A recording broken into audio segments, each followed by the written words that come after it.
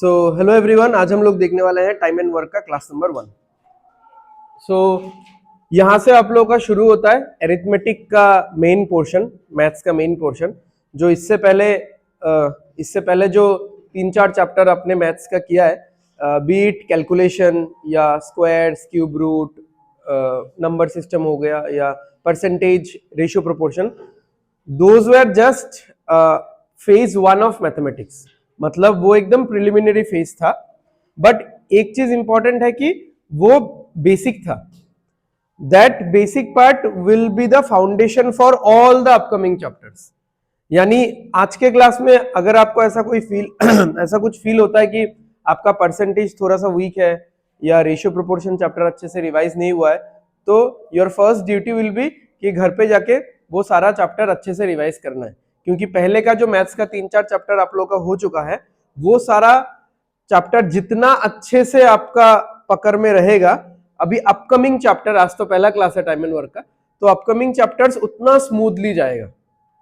तो फिर आप लोग ऐसे जज मत करना कि ये चैप्टर मुझे समझ में नहीं आ रहा है, या इसके बाद हम लोग देखने वाले हैं probably time, speed and distance, या मान लो प्रॉफिट एंड लॉस। तो आप लोग ऐसा मत समझो कि मेरा profit and loss chapter weak है, उसमें समझ में नहीं आ रहा है। ये वो चैप्टर आपको वीक इसलिए लग रहा है या कठिन इसलिए लग रहा है क्योंकि आपका बेसिक्स प्रोबेबली वीक है। ठीक है, तो मेन रीजन पहले वो समझो एंड उस पर फोकस करो। चलो तो शुरू करते हैं। लेक्चर नंबर पे ध्यान मत दो क्योंकि वो अलग अलग बैचेस से कंटिन्यू होते हुए आ रहा है, तो हम लोग ऐसे भी आगे पीछे करके करेंगे। आई गेस आप लोगों ने यूट्यूब पे देखा ही होगा, शार्पनर के चैनल में वो कंटिन्यूअस अपलोड्स चल रहा है। तो जिन बैचेस में मैंने प्रॉफिट एंड लॉस पढ़ाया, तो वो प्रॉफिट एंड लॉस रिकॉर्डिंग होके ऑलरेडी अपलोडेड है। अब उनके लिए तो वो बेनिफिट नहीं था, बट आप लोगों के पास एडवांटेज है। बेनिफिट क्या है पता है? जैसे मान लो मैं अगर बोलता हूं कि मैं इसके बाद, इस चैप्टर के बाद प्रॉफिट एंड लॉस शुरू करने वाला हूं, ठीक है, या इस चैप्टर के बाद टाइम, स्पीड एंड डिस्टेंस करेंगे, उसके बाद प्रॉफिट एंड लॉस शुरू करेंगे। अब आप लोगों के पास क्या मतलब एडवांटेज है? You guys already have those videos in sharpener YouTube channel है, तो you can watch those videos. मतलब कैसे वो चैप्टर पढ़ाया गया है, क्या फॉर्मूला हो रहा है, क्या उसमें कंसेप्ट है, you can make your notes. वही कंटेंट रहेगा यहाँ पे भी, ठीक है, मतलब कंटेंट है। So far as my classes are concern, वो स्टेट गवर्नमेंट का एग्जाम्स हो या नेशनल लेवल का एग्जाम्स हो, तो year on year, I mean session by session में कंटेंट चेंज करता रहता हूँ। तो ये क्योंकि सेम सेशन है, तो वही सेम कंटेंट रहेगा इसमें जब तक एग्जाम नहीं हो जाता। ठीक है, तो चलो शुरू करते हैं। अच्छा, तो एक फॉर्मूला जो हम लोग बचपन से सुनते आ रहे हैं, बहुत कॉमन सा फॉर्मूला है, ये वाला सबने सुना हुआ है, ठीक है। प्लीज डोंट राइट एनीथिंग, हाँ, आपको सब कुछ एकदम बना बनाया नोट्स में मिल जाएगा, तो जितना ज्यादा मतलब फोकस करोगे, लिखना भी है तो मतलब एकदम रफली, हल्का फुल्का सा 2-3 चीज लिखना है तो लिख सकते हो। तो ये चीज हम लोग बचपन से पढ़ते आ रहे हैं, speed is equal to distance by time, ठीक है। तो स्पीड का यूनिट क्या होता है? ये इतना मोटा कैसे हो गया? स्पीड का यूनिट क्या होता है? किलोमीटर या मीटर या सेंटीमीटर, सॉरी स्पीड बोल रहा हूं। डिस्टेंस का यूनिट होता है किलोमीटर, मीटर, सेंटीमीटर, ऐसा। तो यूजुअली ट्रेवलिंग में हम लोग किलोमीटर ही यूज करते हैं। ओके, टाइम होता है मिनट, सेकेंड, आर में, ठीक है। अब किलोमीटर लिखा हूं तो इसलिए इसके साथ आर लिख रहा हूं, तो उस हिसाब से स्पीड का यूनिट क्या बन जाता है? Kilometre per hour. अब इससे मुझे ये चीज पता चलता है कि स्पीड का खुद का कोई यूनिट नहीं है। समझ में आ रहा है? स्पीड इससे एक यूनिट ले लेता है और इससे एक यूनिट ले लेता है, तो स्पीड का यूनिट क्या बन जाता है? Kilometre per hour. तो आज के डेट में अगर मैं कोई बाइक या स्कूटी खरीदने जाऊंगा एंड मैं अगर दुकान में पूछता हूं या शोरूम में पूछता हूं कि इसका टॉप स्पीड क्या है या इसका एवरेज स्पीड क्या है, जिससे ये मतलब मैं इस पर्टिकुलर स्पीड में अगर इससे ऊपर अगर मैं नहीं जाऊंगा तो ये मशीन चलेगा 5-6 साल 8 साल चलेगा, ठीक है। तो उसने बोला कि हाँ, आप 60 के ऊपर मत चलाओ इस स्कूटी को, ठीक है, जितना भी खाली रास्ता हो 60 मेंटेन करके ही चलाओ, अदरवाइज इसका जो लॉन्जिविटी है, इसका जो लाइफ है वो घट जाएगा। तो वो 60 क्या है? 60 किलोमीटर पर आवर, ठीक है। तो इससे मुझे ये पता चलता है कि स्पीड जो है, स्पीड एक डिराइव्ड एंटिटी है, speed is not a fundamental entity. Fundamental और डिराइव में क्या चीज हो गया? फंडामेंटल वो चीज है जो कि खुद में है, ठीक है, वो अपने आप सेल्फ सफिशिएंट है, उसको किसी के हेल्प का जरूरत नहीं है। जैसे डिस्टेंस है, तो डिस्टेंस का यूनिट डायरेक्टली क्या है? किलोमीटर। उसने किसी से उधार नहीं लिया हुआ है अपना अपना यूनिट, ठीक है। टाइम का यूनिट क्या है? आर। बट स्पीड का खुद का कोई यूनिट नहीं है, इसने डिस्टेंस से थोड़ा लिया है, टाइम से लिया है, तो उसका यूनिट क्या बना?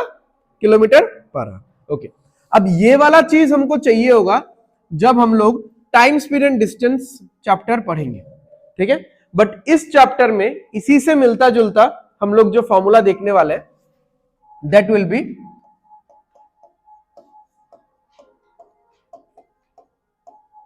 Efficiency is equal to work by time,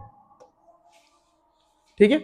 अब एक्चुअली में बात क्या है कि ये जो चैप्टर है टाइम एंड वर्क, इसी चैप्टर का एक पार्ट है टाइम, स्पीड एंड डिस्टेंस, इसी चैप्टर का एक पार्ट है। बट इस चीज को, इस पार्ट को हम लोग अलग चैप्टर बना के इसलिए पढ़ते हैं क्योंकि इसमें बहुत सारा मतलब सिचुएशन बेसिस क्वेश्चंस है, बहुत सारा एब्स्ट्रैक्ट क्वेश्चंस है।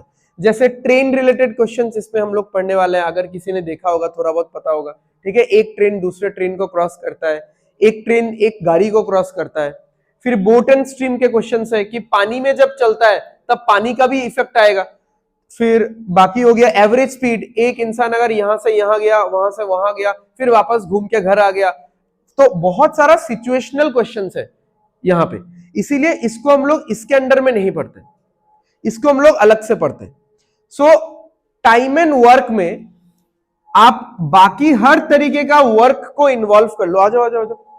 टाइम एंड वर्क के चैप्टर में आप बाकी हर तरीके के वर्क को इन्वॉल्व कर लो, बट ट्रेवलिंग को इन्वॉल्व मत करो, ठीक है। क्या बोला मैंने कि टाइम एंड वर्क के चैप्टर में आप बाकी हर तरीके के वर्क को इन्वॉल्व कर सकते हो, बट ट्रेवलिंग को इन्वॉल्व मत करो। बिकॉज जैसे ही ट्रेवलिंग का सिचुएशन आएगा, इसको हम लोग इस चैप्टर में पढ़ने ही नहीं वाले, हम लोग इसको कहां पढ़ेंगे? टाइम, स्पीड एंड डिस्टेंस में पढ़ेंगे। उसके अलावा जो भी वर्क होगा, अब देखो काम तो बहुत तरीके का हो सकता है। जैसे अगर मैं बोलूं कि 10 पेज ऐसे लिखना, ये भी एक काम है, ठीक है। 10 वीडियो रिकॉर्ड करना, ये भी एक काम है, ठीक है। मान लो बैठ के 100 चेयर बनाना, ये भी एक काम है। तो बहुत तरीके का काम होता है, बट एक काम बस हम लोग एक्सक्लूड करेंगे इस चैप्टर में, दैट इज ट्रेवलिंग। क्योंकि डिस्टेंस ट्रेवल करना भी एक काम है। आज को अगर मैंने इसको बोला कि जाओ जाके 100 किलोमीटर बाइक चला के आओ, तो ये एक काम ही हुआ, क्योंकि मैं उसको कमांड दे रहा हूं कि तुमको ये करना ही पड़ेगा। तो ये जो वर्क है ट्रेवलिंग रिलेटेड, इसको हम लोग इस चैप्टर में नहीं पढ़ने वाले। इसके अलावा बाकी हर तरीके के वर्क को आप देखोगे हम लोग इसी चैप्टर में पढ़ेंगे, ठीक है। अब क्योंकि ट्रेवलिंग छोड़ के बाकी सब कुछ यहां पे मौजूद है, इसलिए यहां पे डिस्टेंस नहीं डालेंगे हम लोग। क्या डालेंगे? इन जनरल वर्क डालेंगे, ठीक है। अब ये वर्क किसी भी तरीके का वर्क हो सकता है। मैंने अभी अभी आप लोगों को 3-4 वर्क का एग्जांपल दिया। It could be anything, making dolls, making computer, making tripods, making mobile phones, ठीक है। रूम का सफाई करना, ये भी काम है कि 4 रूम का सफाई करो, ये भी एक काम है, ठीक है। तो any kind of work, okay. तो वर्क बाय टाइम, बट यही वर्क जब ट्रेवलिंग में आ जाएगा तो इसको हम लोग स्पेसिफिकली क्या बोल देते हैं? डिस्टेंस बोल देते हैं। और ट्रेवलिंग से रिलेटेड जो स्किल होगा उसको हम लोग क्या बोल देते हैं? स्पीड। बट बाकी किसी भी वर्क के लिए जो स्किल होगा उसको हम लोग क्या बोल देते हैं? एफिशिएंसी। बट एफिशिएंसी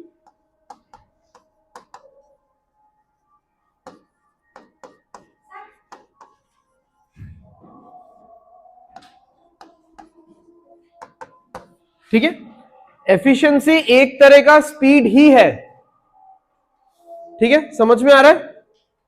जगह हो रहा है यहाँ पे, पीछे जगह है, आराम से बैठ जाओ नहीं तो, ठीक है। सेकंड बेंच में है ना, ओके। हो जाएगा, हो जाने से बैठ जाओ, ओके। देख लो, एफिशिएंसी एक तरीके का स्पीड ही है एक्चुअली, बट क्योंकि स्पीड जो वर्ड है स्पीड वर्ड को हम लोग हमेशा बचपन से ट्रेवलिंग के लिए ही सुनते आ रहे हैं, इसलिए आप लोग कंफ्यूज ना हो, इसीलिए यहां पे क्या वर्ड यूज किया गया है, एफिशिएंसी। अब कोर एफिशिएंसी वर्ड का मीनिंग क्या है? अगर मैं इंग्लिश में एफिशिएंसी वर्ड का आप गूगल में मीनिंग देखोगे, एफिशिएंसी वर्ड का मीनिंग है काबिलियत, किसी भी इंसान का स्किल सेट, कि किसी को लिखना आता है तो वो कितना अच्छा राइटर है, ठीक है, किसी को रील्स बनाना आता है या वीडियो एडिटिंग आता है तो वो कितना अच्छा वीडियो एडिट करता है या वीडियो बनाता है। तो एक इंसान का कैपेबिलिटी, एबिलिटी, पोटेंशियल, स्किल, तो वो सब समझाता है ये वर्ड। बट एकदम सीधा सीधा ऊपर ऊपर में बात करूं तो ये एफिशिएंसी बेसिकली क्या समझाता है, स्पीड समझाता है, ठीक है। अब कैसे, किस तरीके का स्पीड, जैसे अगर मैं बोलूं, चलो इस फॉर्मूले को मैं ऐसे लिख देता हूं एक बार, E is equal to W by T. Okay, तो जैसे मान लो कि मुझे 300 डॉल्स बनाने हैं, ठीक है, 300 डॉल्स बनाने, ये एक तरीके का काम हो गया। अब उस इंसान ने मुझे 20 घंटे में ये बना के दे दिया, ठीक है। अब बताओ इस इंसान का एफिशिएंसी क्या है? एफिशिएंसी बोले तो उस इंसान का स्पीड क्या है? बट 15 का आपको यूनिट भी तो चाहिए ना बेटा, क्या होगा 15 डॉल्स पर आवर, ठीक है। तो यहां पे जो मैंने बोला था कि स्पीड या एफिशिएंसी इनका खुद का यूनिट नहीं है, ये यूनिट कहां से ले लेते हैं, अपने साथियों से ले लेते हैं, ठीक है। तो ऊपर वाला यूनिट आएगा और नीचे वाला आएगा, तो यहां पे भी ऊपर जो लिखा हुआ था और नीचे जो लिखा हुआ था, तो डॉल्स पर आवर। तो इनिशियली ये सब थोड़ा थोड़ा लिख लिख के चलो, क्योंकि बहुत लोगों के लिए मतलब ये चैप्टर आप लोग पहला बार कर रहे हो, ठीक है। नंबर 2, देखो फॉर्मूला ना इस चैप्टर में एक ही है, बट इसका वर्जन आपको 4 दिखेगा। मतलब फॉर्मूला को थोड़ा सा इधर उधर करोगे तो एक वर्जन दिख जाएगा, और थोड़ा इधर उधर करोगे और एक वर्जन दिख जाएगा, बट है एक ही फॉर्मूला, 3 फॉर्मूला नहीं है, ठीक है। चलो अब एक चीज देख लो इधर, कि अगर इस टी को मैं इधर लेके आऊं और इस ई को मैं इधर लेके आऊं, ये पॉसिबल है? हम लोग मैथ्स में करते रहते हैं ये चीज। मैं एक बार ये फिर से लिख देता हूं, तो क्रॉस मल्टीप्लीकेशन हो जाएगा ये, तो time is equal to work by efficiency, ठीक है। तो मैं कोई नया एग्जांपल यूज नहीं कर रहा हूं, वही अभी अभी हमने जो किया।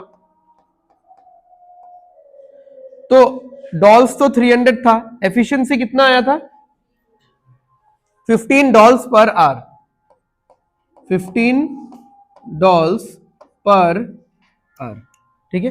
तो अब देखो यहां पे डॉल्स और डॉल्स तो कट जाएगा। अब ये जो आर है ये डिवाइड के नीचे के भी नीचे है, समझ में आ रहा है ना। इक्वल टू के साथ एक डिवाइड का लाइन दिख रहा है, इसके नीचे फिर से डिवाइड का लाइन दिख रहा है। तो ऐसे नंबर्स को कैसे करते हम लोग, ये पलटी मार के ऊपर चला जाता है, पता ही होगा आप लोगों को, ठीक है। तो कैंसिल करोगे तो क्या आएगा यहाँ पे, फिर 20 आएगा, ठीक है।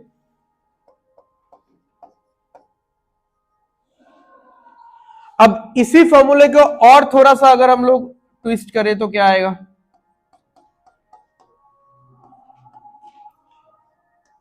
टी को इधर लेके गया और रख दिया उधर, खत्म है। इस बार ये ई इधर नहीं आएगा, ठीक है, उधर ये टी उधर रह जाएगा।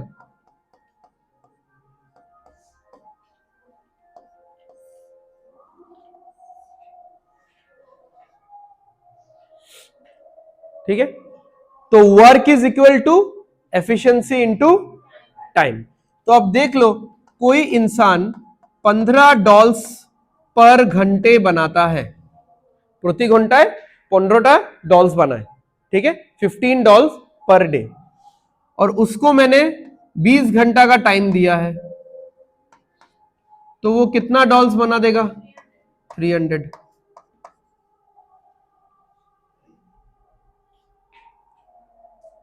ठीक है।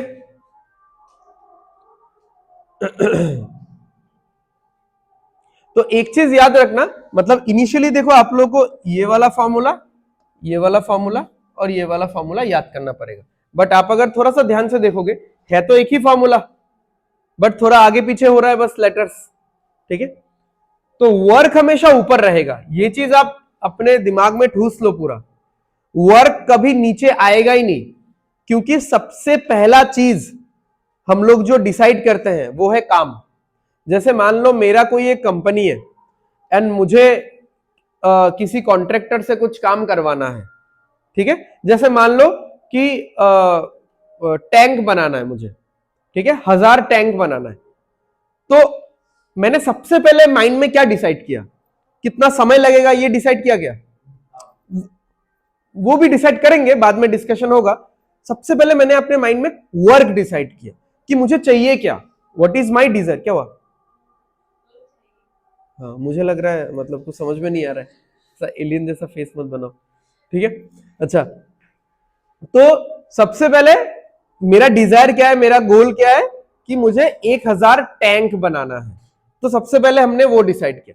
उसके बाद हम लोग डिसाइड करेंगे कि कौन से कंपनी को काम देना है, कौन सा कंपनी, आ जाओ, कौन सा कंपनी इन कामों में अच्छा है वगैरह वगैरह, या कितना टाइम लगेगा, ठीक है। इससे मेरा फ्यूचर का क्या काम है, तो उस हिसाब से हम लोग टाइम डिसाइड करेंगे कि 3 महीने में चाहिए, 6 महीने में चाहिए। बट सबसे इंपॉर्टेंट एकदम सर्वे सर्वा कौन है? वर्क। तो वर्क कभी नीचे रहेगा ही नहीं। तो आप कभी भी अगर एफिशिएंसी का फॉर्मूला लिख रहे हो, मैं ये अभी आपके आंख के सामने से हटाता हूं सो दैट आप लोग कॉपी में मत देखना। अभी ऐसे सोचो, आप अगर कभी एफिशिएंसी का फॉर्मूला लिख रहे हो, आपको पता है कि वर्क तो ऊपर आएगा ही, तो फिर नीचे कौन आएगा? टाइम। हो गया फॉर्मूला यही याद, ठीक है। आप अगर कभी टाइम का फॉर्मूला लिख रहे हो, आपको पता है वर्क तो ऊपर आएगा ही, तो नीचे कौन आएगा? एफिशिएंसी। ये फॉर्मूला भी याद हो गया। आप अगर कभी वर्क का फॉर्मूला लिख रहे हो, अब तो ऊपर नीचे का कोई झमेला ही नहीं है, तो दोनों सेम जगह में रहेगा, ठीक है। तो इस तरीके से आराम से आप याद कर सकते हो इसको, बाकी तो क्वेश्चन सॉल्व करते करते हो जाएगा, ठीक है। तो और भी छोटा मोटा कुछ कुछ चीजें हैं, मैं अभी डिस्कस नहीं कर रहा हूं, और एक आध फॉर्मूला वो हम लोग जब क्वेश्चंस करेंगे तब डिस्कस करेंगे, ठीक है। अच्छा, नेक्स्ट अगेन मैं ये फॉर्मूला लिख रहा हूं। अच्छा, अब देखो हमको ऐसा 3 चीज डिस्कस करना है इसी फॉर्मूले से कनेक्टेड। तो अभी कभी अगर वर्क कांस्टेंट हो, कांस्टेंट एज इन फिक्स है, ठीक है। अब जैसे मैं 2 लोगों का एग्जांपल ले रहा हूं, इन दोनों का अगर मैं एग्जांपल ले रहा हूं, एंड क्या कांस्टेंट है? वर्क। तो मैंने इसको भी $300 बनाने को दिया, इसको भी $300 बनाने को दिया। अब कौन जल्दी काम खत्म कर देगा? जिसका एफिशिएंसी ज्यादा होगा। तो can you feel the relationship? जिसका एफिशिएंसी ज्यादा होगा उसको समय कम लगेगा। अब ये तो नॉर्मल कॉमन सेंस है, आप लोग डेली ट्रेवल कर रहे हो, घर से इंस्टीट्यूट आ रहे हो, इंस्टीट्यूट से पता नहीं कहां जा रहे हो, ठीक है। तो जो भी है, तो आपका अगर आने जाने का स्पीड ज्यादा रहता है, तो स्पीड ज्यादा रहेगा तो समय आपको कम लगेगा, स्पीड कम रहेगा तो समय आपको ज्यादा लगेगा। इससे यह पता चलता है कि एफिशिएंसी और टाइम इनवर्सली प्रोपोर्शनल है, ठीक है। यानी आ जाओ, बंद कर दो ना वो। यानी अगर एफिशिएंसी बढ़ेगा तो टाइम घटेगा, ठीक है। तो इससे फिर ये भी हमको समझ में आता है कि एफिशिएंसी का जो रेशियो है, मान लो 2 लोग हैं, यही दोनों लोग हैं, इनका अगर एफिशिएंसी का रेशियो में बोलता हूं 3:2 है, तो फिर टाइम का रेशियो क्या होगा? 2:3 होगा, क्योंकि इनवर्स रेशियो फॉलो करेगा, क्योंकि इनवर्स रिलेशन है। समझ में आ रहा है?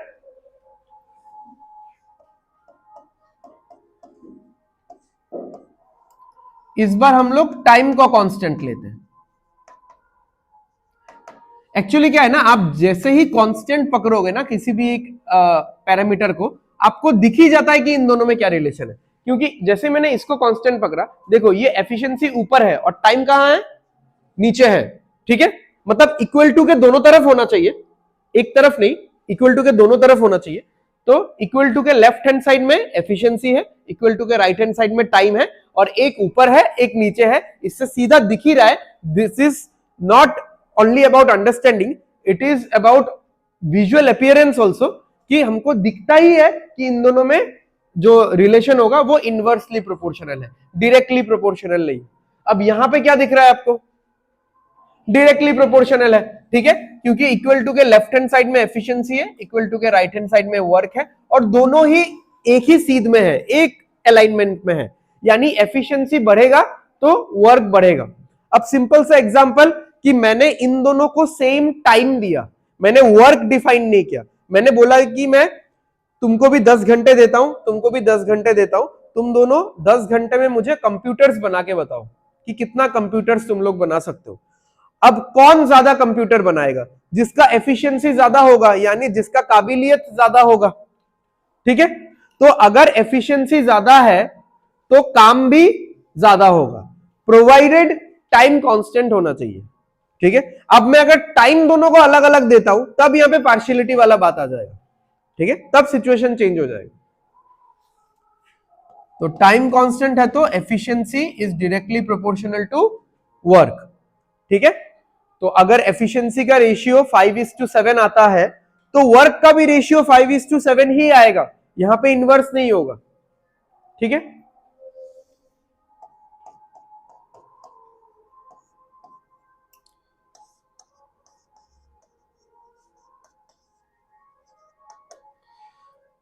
नेक्स्ट है एफिशिएंसी कांस्टेंट। तो क्या रिलेशन होगा वर्क और टाइम में, डायरेक्टली प्रोपोर्शनल कि इनवर्सली प्रोपोर्शनल? अच्छा, अब कुछ लोग अगर ऐसा सोच रहे हो कि ये ऊपर है ये नीचे है, भाई ये तो कांस्टेंट हो गया, यानी ये तो आउट है, ठीक है, इसको पहले इधर तो लेके जाओ। बोला ना एक इक्वल टू के लेफ्ट हैंड साइड में होना चाहिए, एक इक्वल टू के राइट हैंड साइड में होना चाहिए, ठीक है। आप दोनों को एक साइड में रख के कैसे कंपेयर कर सकते हो, कभी ऐसा किया है क्या हमने? E इस तरफ है तो T इस तरफ है, E इस तरफ है तो W इस तरफ है, यहां पे ये कांस्टेंट हो गया तो बाकी दोनों तो एक ही साइड में हो गया ना, तो दोनों को दो अलग अलग साइड में रखो, देन यू कंपेयर कि ये दोनों एक अलाइनमेंट में है कि ऊपर नीचे है, ठीक है। सॉरी। तो time is directly proportional to work, या फिर उल्टा भी बोल सकते हो, work is directly proportional to time. अब अगेन अगर मैं ऐसा दो इंसान का एग्जांपल लेता हूं जिनका स्किल सेट पूरा सेम है, ठीक है, या ऐसे इंसानों को एग्जांपल लेना तो थोड़ा टफ है, बट आप मोबाइल समझ लो कि एकदम सेम मॉडल का, सेम ब्रांड का दो नया न्यूली परचेज्ड फोन है पूरा, ठीक है। तो अब इन दोनों फोन से मैं काम कर रहा हूं, कुछ भी वीडियो एडिटिंग कर रहा हूं या कुछ भी वीडियोस देख रहा हूं वगैरह वगैरह, जो भी फोटोज खींच रहा हूं, तो मैं काम कर रहा हूं। अब कौन से फोन से मैं ज्यादा काम कर पाऊंगा, जिसको मैं ज्यादा टाइम दूंगा, सिंपल सा बात है, ठीक है। या फिर आप उल्टा बोल सकते हो कि जिस फोन को आप ज्यादा टाइम दोगे उससे आप ज्यादा काम कर पाओगे। तो वही इंसानों में भी वही हो गया कि ऐसे दो इंसान जिनका काबिलियत पूरा सेम है, दोनों में कोई भी फर्क नहीं है, ठीक है, जो एकदम बिल्कुल परफेक्ट है, तो इन दोनों में से कौन ज्यादा काम करेगा, जिसको ज्यादा टाइम मिला होगा, क्योंकि यहां पे एफिशिएंसी का तो बात आएगा ही नहीं, एफिशिएंसी दोनों का सेम है, ठीक है। तो डायरेक्टली प्रोपोर्शनल जो है उसके बारे में तो ज्यादा आपको सोचने का जरूरत है नहीं, एक्चुअली मेन पार्ट यही है, इसी को आप ध्यान में रखो, इसी में गलती होता है ज्यादा, क्योंकि हम लोग बचपन से हर चीज, मतलब बचपन से ज्यादातर चीज हम लोग डायरेक्टली प्रोपोर्शन में ही करते आ रहे हैं। जैसे फॉर एग्जांपल हम लोग बचपन में ऐसा क्वेश्चंस करते थे ना कि 3 चॉकलेट का दाम अगर 15 रुपए है तो बताओ 8 चॉकलेट का दाम कितना होगा, ठीक है। तो हम लोग लिखते थे 3 चॉकलेट का दाम 15 रुपए, फिर बीच में एक स्टेप लिखने को बोलती थी मम्मी कि 1 चॉकलेट का दाम निकालो, ठीक है। तो 1 चॉकलेट का दाम हम लोग निकालते थे कि 5 रुपए होगा। अब फिर हमको ऐसा बोला जाता था कि 1 चॉकलेट का दाम निकाल लिया तो बस दुनिया जीत लिया। अब कोई भी क्वेश्चन हो जाए कि जैसे 20 चॉकलेट्स का दाम निकालना है, 85 चॉकलेट का दाम निकालना है, बस उसका दाम उसके साथ मल्टीप्लाई कर देना है। तो अभी हम लोग बाजार में भी जाते हैं कि भैया आलू कितना करके है या गाजर कितना करके है, तो वहां पे भी डायरेक्ट प्रोपोर्शन ही तो यूज होता है। बट जब भी इनडायरेक्ट प्रोपोर्शन आ जाता है ना, तो वो इनडायरेक्ट प्रोपोर्शन हम लोग रियल लाइफ में बहुत कम ही हम लोग को मतलब देखने को मिलता है, तो इसलिए स्टूडेंट्स को इसमें दिक्कत होता है। तो मेन आप इसी में अपना थोड़ा सा ध्यान रखना। जैसे फॉर एग्जांपल क्वेश्चन सुन लो, इस पूरे रूम को 10 लोग मिलके 4 घंटे में साफ कर सकते हैं, ठीक है, या सजा सकते हैं, जो भी व्हाटएवर, ठीक है। तो इस पूरे रूम को 10 लोग मिलके 4 घंटे में साफ कर सकते हैं। तो अगर मैं 5 लोग कर दूं तो बताओ कि कितना टाइम लगेगा? कितना? 2 घंटा लगेगा? यही तो गलती है, ये 8 घंटा लगेगा। लोग आधा हो गया तो समय भी कैसे आधा हो जाएगा? अब यहां पे इसने क्या लगा दिया, समझ में आ रहा है? डायरेक्ट प्रोपोर्शन लगा दिया। यहां पे चॉकलेट वाला बात नहीं हो रहा है ना कि 10 चॉकलेट का दाम 4 रुपए है तो 5 चॉकलेट का दाम 2 रुपए होगा। अब ये यहां पे सही दिखता है क्योंकि ये डायरेक्ट प्रोपोर्शन है, क्योंकि चॉकलेट बढ़ेगा तो दाम बढ़ेगा, चॉकलेट घटेगा तो दाम घटेगा। बट यहां पे लोग घटा दिया, तो अगर मैंने रूम साफ करने वाले लोग घटा दिए तो क्या समय भी कम लगेगा? कॉमन सेंस, टाइम बढ़ जाएगा। अब कैसे बढ़ेगा टाइम? लोग जैसे कम हुए हैं उसी रिलेशन से टाइम भी बढ़ेगा। तो लोग हुआ है हाफ, यानी डिवाइडेड बाय 2, ठीक है, 10%, 5%।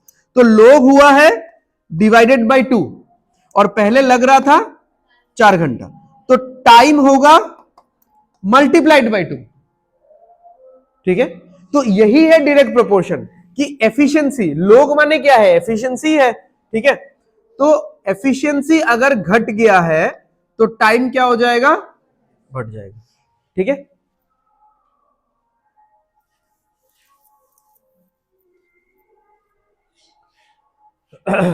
चलो क्वेश्चंस पे चलते हैं। अच्छा, तो इस तरीके का क्वेश्चन शायद कुछ लोगों ने देखा होगा अगर टाइम एंड वर्क चैप्टर थोड़ा पढ़ा है, ठीक है। तो जिनको आता है अच्छा बात है, जिनको नहीं आता है और भी अच्छा बात है, क्योंकि मुझसे सीखोगे, ठीक है। तो बाकी आराम से ध्यान से, हैव पेशेंस। लिखो मत प्लीज, प्लीज कुछ भी मत लिखो। आता है क्या सॉल्व करना? फिर भी मत लिखो, ठीक है। तो और क्वेश्चन तो लिखो ही मत, ठीक है। मैं 2-3 चीज मेरे क्लास में बता देता हूं, हाँ, पहले क्योंकि ज्यादा क्लास नहीं लिया है और रीजनिंग का लिया है तो शायद इतना मतलब बोला नहीं है मैंने। तो मेनली मैथ्स के क्लास में 2-3 चीज। सबसे पहला बात, आपको क्वेश्चन नहीं लिखना है, ठीक है। द रीजन बीइंग कि अगर आपको क्वेश्चन नहीं लिखना होता और उसमें ही टाइम वेस्ट करना होता तो मैं भी इतना मेहनत करके पीपीटी बना के नहीं लाता, मैं भी डिक्टेट करता क्वेश्चन, ठीक है। तो उसमें 10 क्वेश्चन क्लास में होना होता है तो 5 क्वेश्चन ही हो पाएगा, पहला पॉइंट। दूसरा पॉइंट, आपको 3-4 कलम, पेंसिल, ये सब रबर वबर ये सब यूज नहीं करना है, ठीक है। एक से करोगे तो उतना ही ज्ञान का प्राप्ति होगा आपको, ठीक है। तो ये सब चीज मत करो। जितना मतलब यहां पे जो भी आपको लिखता है कि नहीं ये पॉइंट लिख लेता हूं तो लिख लो, ठीक है। बाकी घर पे जाके पूरा पीडीएफ मिलेगा, तब पूरा क्वेश्चन लिखो, पूरा नोट्स बनाओ अच्छे से, तो इससे आपका डबल रिवीजन हो जाएगा, ठीक है। यहां पे सब कुछ करने का मत सोचो, क्योंकि यहां पे मैं जो बोल रहा हूं वो सुनना आपके लिए बहुत जरूरी है, ठीक है। ओके, तो Rahul can complete a piece of work in 15 days. तो हमने लिख लिया कि Rahul can complete a work in 15 days, हो गया 15। while Neha can finish the same job in 45 days. What is the ratio of Rahul's efficiency to Neha's efficiency? तो पहला 2-3 question में मैं पूरा लिख लिख के बता रहा हूं, आप लोग थोड़ा मतलब जो वर्किंग प्रोसीजर है उस पर ध्यान दो, वर्किंग प्रोसीजर समझ लो पहले। तो इस चैप्टर में देखो ये 3 ही चीज है, इस चैप्टर में 3 ही चीज है। क्या क्या है? एफिशिएंसी, वर्क और टाइम। यहां पे हमको क्या दिया हुआ है? एफिशिएंसी दिया हुआ है, ठीक है, सॉरी टाइम दिया हुआ है, ठीक है। ये तो डेज है ना, लिख देता हूं, डेज दिया हुआ है, ओके। अब अगर मुझे एफिशिएंसी का रेशियो निकालना है तो हमको पता है कि एफिशिएंसी का रेशियो टाइम का क्या होता है? उल्टा होता है। तो टाइम अगर 15 और 45 है तब एफिशिएंसी होना चाहिए 45 और 15। ये समझ में आ गया सबको? क्लियर है? दिस इज द टाइम, ये टाइम है और ये एफिशिएंसी है। क्योंकि हमको पता है, अभी अभी हमने कंसेप्ट समझा है कि टाइम और एफिशिएंसी मतलब एक दूसरे का इनवर्स चलेगा। हो गया। अब इसको जो भी काटना है काट दो, काटना तो आता ही होगा आप लोगों को, है ना? काटने में तो उस्ताद ही हो आप लोग। चलो, तो हो गया 3:1। तो राहुल का एफिशिएंसी कितना है? 3 और नेहा का एफिशिएंसी कितना है? 1। अब एफिशिएंसी का मतलब मैंने थोड़ी देर पहले क्या बताया था आप लोगों को कि एफिशिएंसी एक तरीके का स्पीड ही है। यहां पे देखो, हमने जब एफिशिएंसी निकाला था तो कैसा निकला था? $15 पर आवर। तो एफिशिएंसी ऐसा ही निकलेगा। हाँ, मतलब पर आवर में आएगा या पर डे, पर मिनट, पर सेकंड, जो भी है। एफिशिएंसी हमेशा ऐसा आएगा कि $20 पर आवर, 20 चेयर्स पर मिनट, ऐसा। तो अगर यहां पे राहुल का एफिशिएंसी 3 है, इसका मतलब क्या है कि राहुल एक, यहां पे डेज है कि आवर्स है? डेज है। हाँ, तो राहुल एक दिन में कितना काम कर लेता है? 3 यूनिट का काम कर लेता है। अब आपको अगर कंफर्टेबल नहीं लग रहा है तो फिर आप अपने माइंड में कोई भी काम एक मान के चल सकते हो कि 3 चेयर बना लेता है, 3 खिलौने बना लेता है, कुछ भी, ठीक है? तो मैं 3 यूनिट वर्ड का यूज कर रहा हूं। तो राहुल एक दिन में 3 यूनिट काम कर लेता है। नेहा एक दिन में कितना काम कर लेती है? 1 यूनिट का ही काम कर लेती है। ठीक है, ओके। अब आंसर देखो हमारा आ चुका है। आंसर में क्या था कि what is the ratio of Rahul's efficiency to Neha's efficiency. Rahul का एफिशिएंसी कितना? 3, नेहा का 1। तो आंसर इज 3:1। ठीक है, चलो। बट ये सिखाना मेन पॉइंट नहीं था, अभी पहला क्लास है इसलिए मैंने थोड़ा इजी इजी क्वेश्चन से शुरू किया। अच्छा, अब मुझे कोई बताएगा कि टोटल वर्क कितना है? समझ में आया सबको? TW is total work. अब देखो, राहुल 3 यूनिट करके काम कर रहा है डेली, इस पे सब लोग एग्री कर रहे हो? 3 unit, 3 unit, 3 unit, 3 unit, daily वो 3 यूनिट 3 यूनिट का काम कर रहा है, या डेली वो 3 चेयर 3 चेयर 3 चेयर करके बना रहा है। ऐसा वो कितना दिन काम करता है? 15 दिन। कैसे? क्योंकि क्वेश्चन में लिखा ही हुआ है कि राहुल 15 दिन तक काम करके वो काम खत्म कर देता है। तो अगर वो 3-3 करके 15 दिन काम करेगा तो टोटल वर्क कितना निकलेगा? एफिशिएंसी इंटू टाइम, 3 इंटू 15 कितना आएगा? 45। ठीक है, सो एफिशिएंसी इंटू टाइम यानी 3 इंटू 15।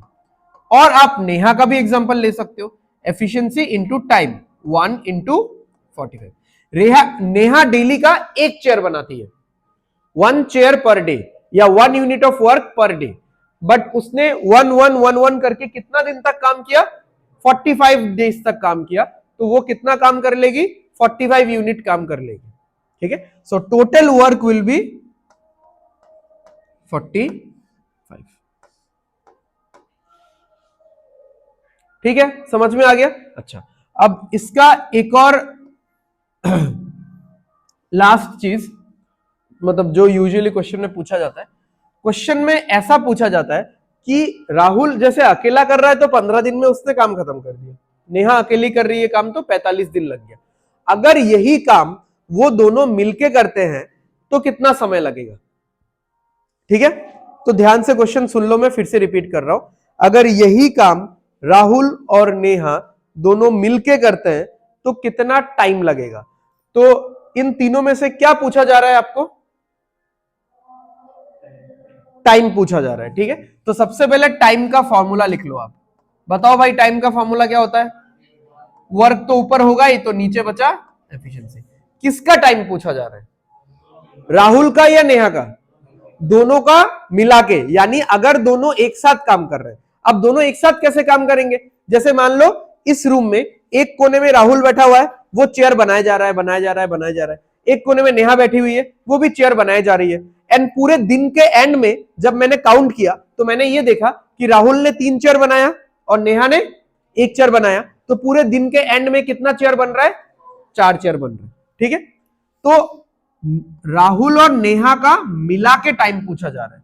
तो मैं एफिशिएंसी भी तो राहुल और नेहा का ही लूंगा ना, किसी का अकेले का तो नहीं लूंगा, क्योंकि समय भी मैं उन दोनों का ही निकाल रहा हूं।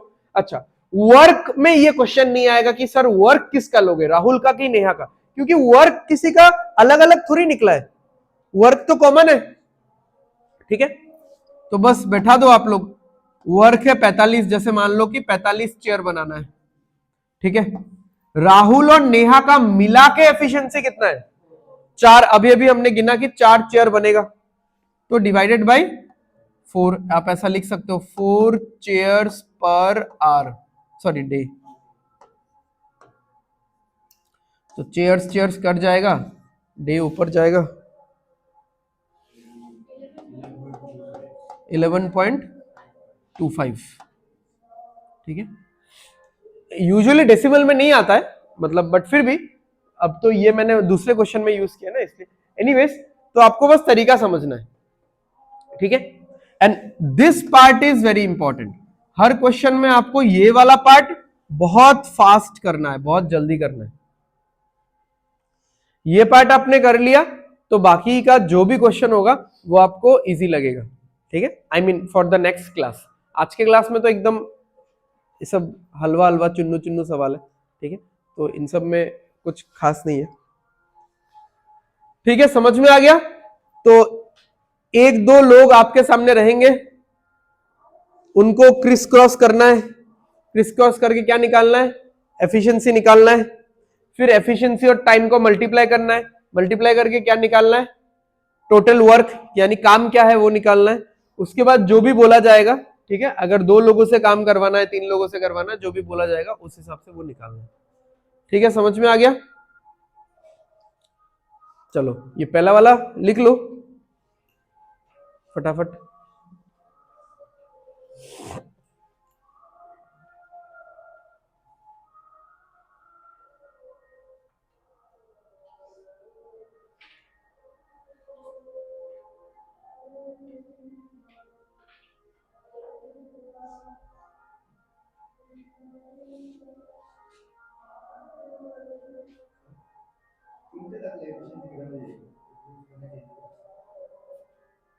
तब एलसीएम ले लेंगे।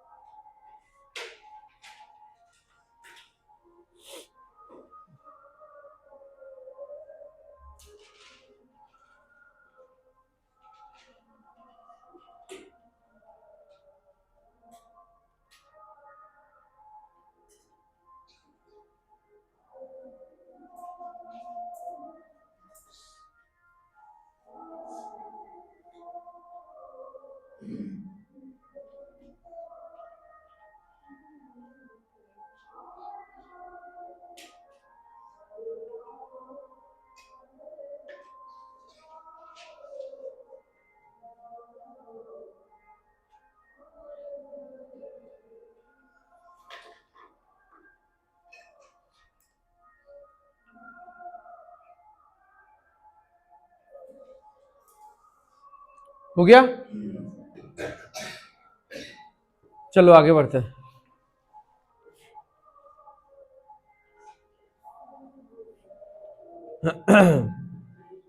क्या दिया है देखो, Vinay, Pooja and Kunal can do a task in 6, 12 एंड 4 days respectively, what is the ratio of their efficiency. ठीक है, अब एक चीज देखो, जब 2 लोग होते हैं, जैसे ए और बी है, और मैंने अगर यहाँ पे 6 और 7 लिखा है, 6 days और 7 days, तब आपको अगर एफिशिएंसी लिखना है तो आप सीधा इसको क्रिस क्रॉस कर सकते हो।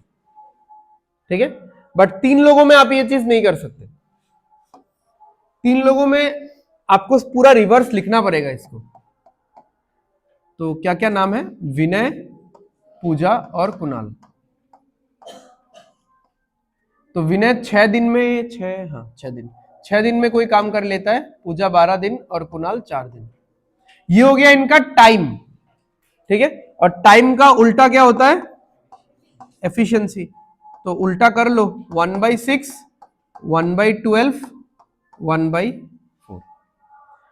तो now if you guys are thinking कि ये वाला कंसेप्ट तो इससे अलग है, एक्चुअली में अलग नहीं है, मैं आपको मिटा के दिखाता हूं ये चीज। यहां पे भी एक्चुअली ऐसा ही हुआ था, 1/6 हुआ था, 1/7 हुआ था, फिर 7 इधर चला जाता है, 6 इधर चला जाता है, तब जाके ये बन जाता है। बट ये 2 में पॉसिबल है, 3 में अभी ये नहीं कर सकते हम लोग, क्योंकि 3 में करेंगे तो फिर ये इधर जाएगा, ये इधर जाएगा, ये क्या करेगा, फिर ये इधर जाएगा, ये इधर जाएगा, ठीक है, तो इसमें बहुत दिक्कत है, तो वो चीज आप मत करो, ठीक है। इसमें देखो ये रेशियो भी करेक्ट है, कोई ये नहीं बोल सकता कि ये गलत आंसर है, ये सही आंसर है, बट ये देखने में इतना सही नहीं लग रहा है। मतलब नॉर्मल रेशियो जो हमको आंख में देखने में लगता है थोड़ा सा सुलझा हुआ, वैसा नहीं है, ये फ्रैक्शन में आ गया। तो मुझे इन नीचे वाले नंबर्स को हटाना है। मेन बात वही है कि नीचे कोई नंबर नहीं रहना चाहिए सिवाय 1 के। तो अगर मुझे नीचे वाले नंबर्स को हटाना है तो आप इस रेशियो को 12 से मल्टीप्लाई कर दो। आपको तो पता ही होगा कि रेशियो को हम लोग कभी भी किसी भी नंबर से मल्टीप्लाई कर सकते हैं, रेशियो चेंज नहीं होता है, ठीक है। तो 1/6 इंटू 12 कितना आ जाएगा, 2, 6 से 12 कट जाएगा। 1/12 इंटू 12, 12 12 कटेगा तो आएगा 1। 1/4 इंटू 12, 4 से 12 कटेगा तो आएगा 3। तो 2:1:3 ये होगा इन सब का एफिशिएंसी। हाँ, क्योंकि इंटू 12 कैसे, इंटू 12 इस तरीके से सोचा गया है कि ऐसा कोई नंबर जिसको ये तीनों नंबर काट देगा। क्योंकि अगर मान लो मैं यहां पे 8 लेता तो 8 को तो सिर्फ 4 ही काट पाता। हाँ, 24 भी ले सकते हो, वही है ना, 12 के टेबल का कोई भी नंबर। तो 12 तो एलसीएम आ गया, तो 12 के टेबल का कोई भी नंबर। हाँ, 12 मैंने तो एलसीएम ही लिया है, 12 itself is the LCM of 6, 4 and 12, ठीक है। अच्छा, अब सोचो, हाँ,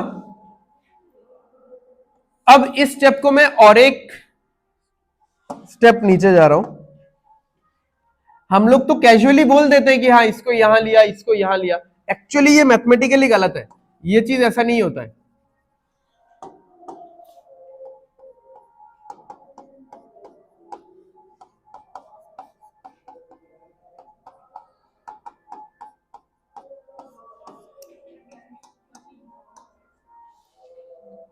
ठीक है, तो 1/6 इंटू 42, 6 से 42 कटेगा तो क्या आएगा 7। 1/7 इंटू 42, 7 से 42 कटेगा तो क्या आएगा 6। अब आप सोच रहे हो ये सारा चीज हमको सोचने का जरूरत ही नहीं पड़ता है। लास्ट क्वेश्चन में मैंने ये सब कंसेप्ट बिना समझा के आपको ये करवा दिया, क्योंकि हमको बस पता था कि एफिशिएंसी और टाइम क्या होता है, उल्टा होता है, ठीक है। तो 2 अगर पैरामीटर होता है तो बहुत आसान है, क्योंकि 2 पैरामीटर में ये सब कोई भी चीज हमको सोचने का जरूरत ही नहीं पड़ता है, सीधा हम लोग उल्टा कर देते हैं। बट 3 में हम लोग ये चीज नहीं कर पाएंगे कभी भी। सो जब भी 3 आएगा आपको एलसीएम से होके गुजरना ही पड़ेगा, आपको कुछ ना कुछ एक अच्छा नंबर मल्टीप्लाई करना पड़ेगा, सो दैट ये नीचे वाले सारे नंबर कट जाए, ठीक है।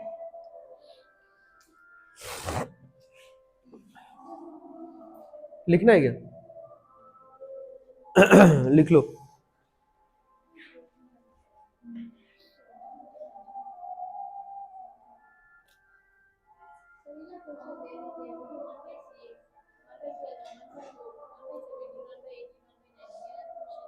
नहीं, ऐसे नंबर नहीं रहे।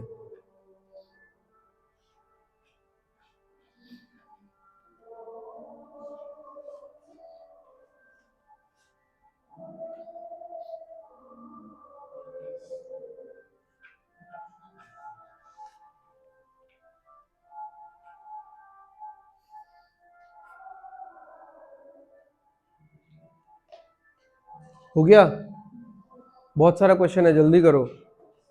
नोट्स मिल जाएगा, अभी नोट मेकिंग में ज्यादा मत जाओ। Okay, Sanjana can finish a job in 20 days, Rahul in 10 days and Mitali in 5 days। अब यहां पे देखते हैं हम लोग, संजना 20, राहुल 10 और मिताली 5। अब देखो अगर क्वेश्चन सिर्फ इन दोनों में होता तो मैं ये 10 यहां पे बैठा था, ये 20 यहां पे बैठा था, तो एफिशिएंसी का रेशियो कितना आता? 1:2। बट यहां पे 2 लोग है ही नहीं, यहां पे तो मेरे पास 3 लोग हैं, तो अब 3 लोगों में हम लोग डायरेक्टली क्रिस क्रॉस तो कर नहीं सकते, तो हमको क्या करना पड़ेगा? हमको एलसीएम लेना पड़ेगा टोटल वर्क। 20, 10 और 5 का एलसीएम क्या होता है? 20। अब ये 20 क्या हो जाएगा? ये हो जाएगा वर्क।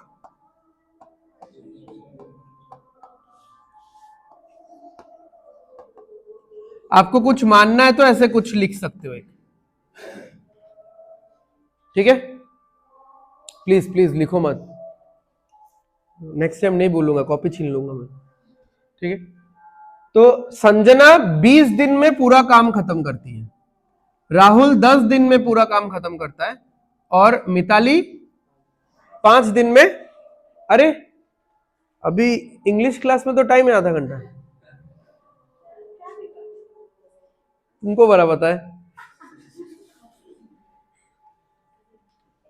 अच्छा चलो चलो चलो इधर। तो देखो संजना 20 दिन में काम खत्म करती है। अब इस लाइन का मतलब क्या हो गया कि Sanjana can finish a job in 20 days. अब पहले तो वो काम डिफाइन होना चाहिए कि कितना काम है, ठीक है? तो हमने एलसीएम लेके एक काम फिक्स कर लिया है। कितना काम है? 20 चेयर है। अब आप खुद सोचो, ठीक है? यहां पे कोई मतलब हाईफाई मैथमेटिक्स सिखाने का कुछ है नहीं। 20 चेयर अगर कोई 20 दिन में बनाता है तो फिर एक दिन में कितना बनाता है?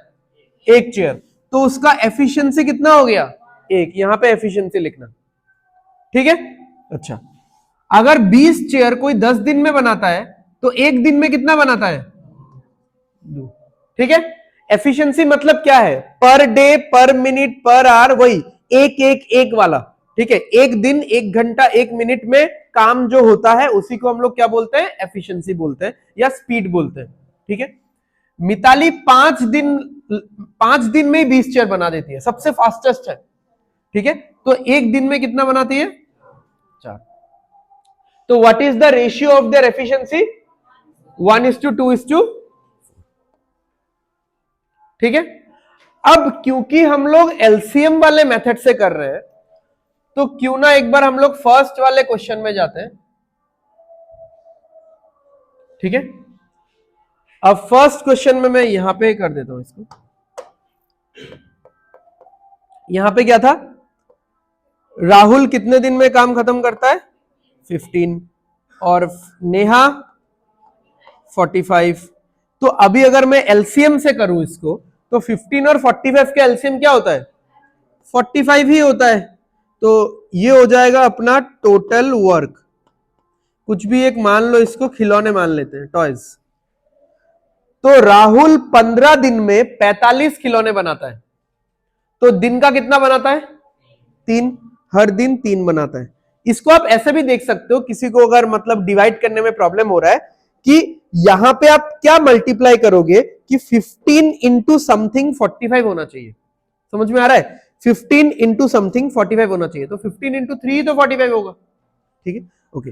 नेहा 45 खिलौने बनाने में 45 दिन लगाती है, तो दिन का कितना बनाती है? हर दिन एक खिलौना।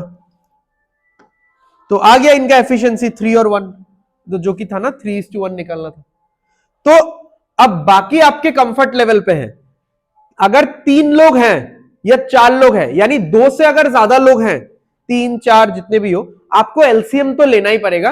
There is no way out, पहला पॉइंट। दूसरा पॉइंट, अगर 2 लोग हैं आप एलसीएम भी ले सकते हो और ऐसा इनवर्स भी कर सकते हो। अब आपको एलसीएम अगर एकदम इंस्टेंटली माइंड में आ रहा है तो एलसीएम से कर लो, और अगर ऐसा कोई नंबर आ रहा है जैसे 32 और 28, 32 और 28 का एलसीएम क्या है? थोड़ा सोचना पड़ रहा है कि नहीं? तो ऐसा नंबर अभी एक्सपीरियंस होगा आप लोगों को क्वेश्चन करते करते, अगर 32 और 28 मिले तब एलसीएम से मत करो, क्योंकि सोचने में टाइम लग रहा है ना। सीधा क्रिस क्रॉस कर लो। क्रिस क्रॉस करोगे तो 7:8 रेशियो आ जाएगा, टोटल वर्क हो जाएगा 7 × 32 या 8 × 28 हो गया। तो तब एलसीएम का लोड मत लो। तो अगर आप क्वेश्चन में देख रहे हो कि ऐसा नंबर्स है जिसका एलसीएम सोचने में मुझे टाइम लगेगा, तो don't go for LCM method, go for this ratio method. ठीक है, तो हो गया, ये वाला आखिरी क्वेश्चन हमने किया था। चलो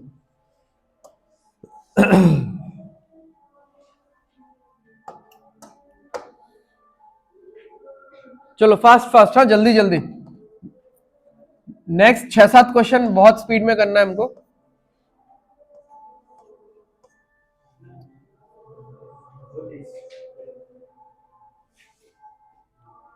एलसीएम लेना है क्या? चलो एलसीएम से लेते हैं, अभी तो रेशियो से देखा है। एलसीएम कितना होगा? 12, तो कुछ एक ले लेते हैं। ठीक है, तो 12 खिलौने राहुल 12 दिन में बनाता है। राहुल है क्या? रोहन है। रोहन 12 दिन में बनाता है, तो एफिशिएंसी कितना होगा? 1। 12 इंटू 1 12। यहां पे क्या होगा? 2। 6 इंटू 2 12। तो सविता का एफिशिएंसी 2 है, रोहन का एफिशिएंसी 1 है। अगर वो अकेले अकेले काम कर रहे हैं तो इतने इतने दिनों में वो लोग काम खत्म कर देते हैं। अब क्या निकालने बोला है? How many days, how many days, days पूछा जा रहा है, यानी basically what they are asking, time. ठीक है, तो टाइम का फॉर्मूला क्या होता है भाई लोग बताओ? Work by efficiency. किसका टाइम निकालना है? Together. How many days will they need if they work together, यानी रोहन और सविता दोनों अगर मिलके काम करते हैं तो वो टाइम निकालना है। तो एफिशिएंसी भी रोहन और सविता का मिला के लेना पड़ेगा। वर्क तो फिक्स है, 12 खिलौने बनाने, 12 टॉयज। अब एफिशिएंसी क्या होगा? 1 + 2। ठीक है, तो क्या आ जाएगा आंसर? 4। तो आज के क्लास का क्वेश्चंस ऐसा है जो कि मतलब प्रीवियस कुछ सालों में स्टेट गवर्नमेंट के एग्जाम्स में आया है। ठीक है, बी इट जैसे डीएमई डीएचएस का एग्जाम, एडीआरई का एग्जाम, या असम पुलिस का कांस्टेबल एसआई का एग्जाम है, तो टाइम एंड वर्क से रिलेटेड इस तरीके के क्वेश्चंस थोड़े बहुत देखने को मिले हैं। ठीक है, अब the point is, last session में हमने जब पढ़ाया था टाइम एंड वर्क, तो हमने इसी क्लास में एंड कर दिया था time and work. But for this session, क्योंकि पहले एक बार ऐसा सुनने में आ चुका है सीएम सर से कि इस बार 2 फेज में भी एग्जाम हो सकता है, प्रीलिम्स मेंस। प्रीलिम्स मेंस ना भी हुआ तो पेपर थोड़ा टफ होने के चांसेस है। ठीक है, क्योंकि ऑलरेडी 2 बार हो चुका है exam, this will be the third time जब एग्जाम होने वाला होगा। ठीक है, तो इसीलिए इस बार हम लोग 2 से 3 क्लासेस में, मतलब 2 क्लास तो होगा ही होगा, ठीक है, that is pre planned, but जरूरत पड़ा तो 3 क्लासेस में टाइम एंड वर्क हम लोग खत्म करेंगे। ठीक है, you can see the YouTube videos जो हमने अपलोड किया है। लास्ट सेशन में हमने प्रॉफिट एंड लॉस 2 क्लास में खत्म किया था। इस साल प्रॉफिट एंड लॉस मैंने 4 क्लास में खत्म किया है। ठीक है, तो थोड़ा एक्स्ट्रा, थोड़ा डिटेलिंग में इस बार हम लोग जा रहे हैं। तो इफ यू थिंक कि ये थोड़ा सा एक्स्ट्रा है, थोड़ा टफ है, एग्जाम में आएगा क्या, ठीक है, तो don't ask yourself that question. ये सोचो कि आ गया तो, ठीक है, तो वैसा आपको पढ़ना है।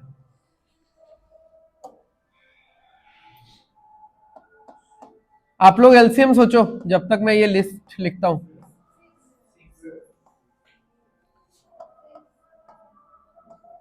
अच्छा, अब इस चैप्टर में आपके पास ये रिलैक्सेशन है कि जो लोग 6 बोल रहे हो वो लोग भी सही है, जो लोग 12 बोल रहे हो वो लोग भी सही है, क्योंकि आपको ऐसा एक नंबर लेना है।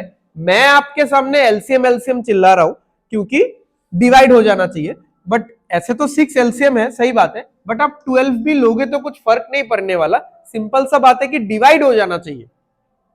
ठीक है, हम लोग क्यों एलसीएम एलसीएम चिल्ला रहे हैं पता है? क्योंकि अगर मैं यहां पे 8 लेता हूं तो ये क्या मल्टीप्लाई होगा लिखने में, ये फिर दिक्कत हो जाएगा। क्योंकि मैं अगर सोचता हूं कि 2 के साथ क्या मल्टीप्लाई करूं तो 8 आएगा, आप लोग बोलोगे 4। 3 के साथ क्या मल्टीप्लाई करोगे तो 8 आएगा, नहीं आएगा। 6 के साथ क्या मल्टीप्लाई करोगे तो 8 आएगा, नहीं आएगा। ये सारा चीज फ्रैक्शन में चला जाएगा। ठीक है, इसीलिए हम लोग हमेशा एलसीएम के बारे में सोच रहे हैं। अच्छा चलो, इतना टाइम से हम लोग एलसीएम से ही कर रहे हैं, इस बार एलसीएम का एक मल्टीपल से ही करते हैं।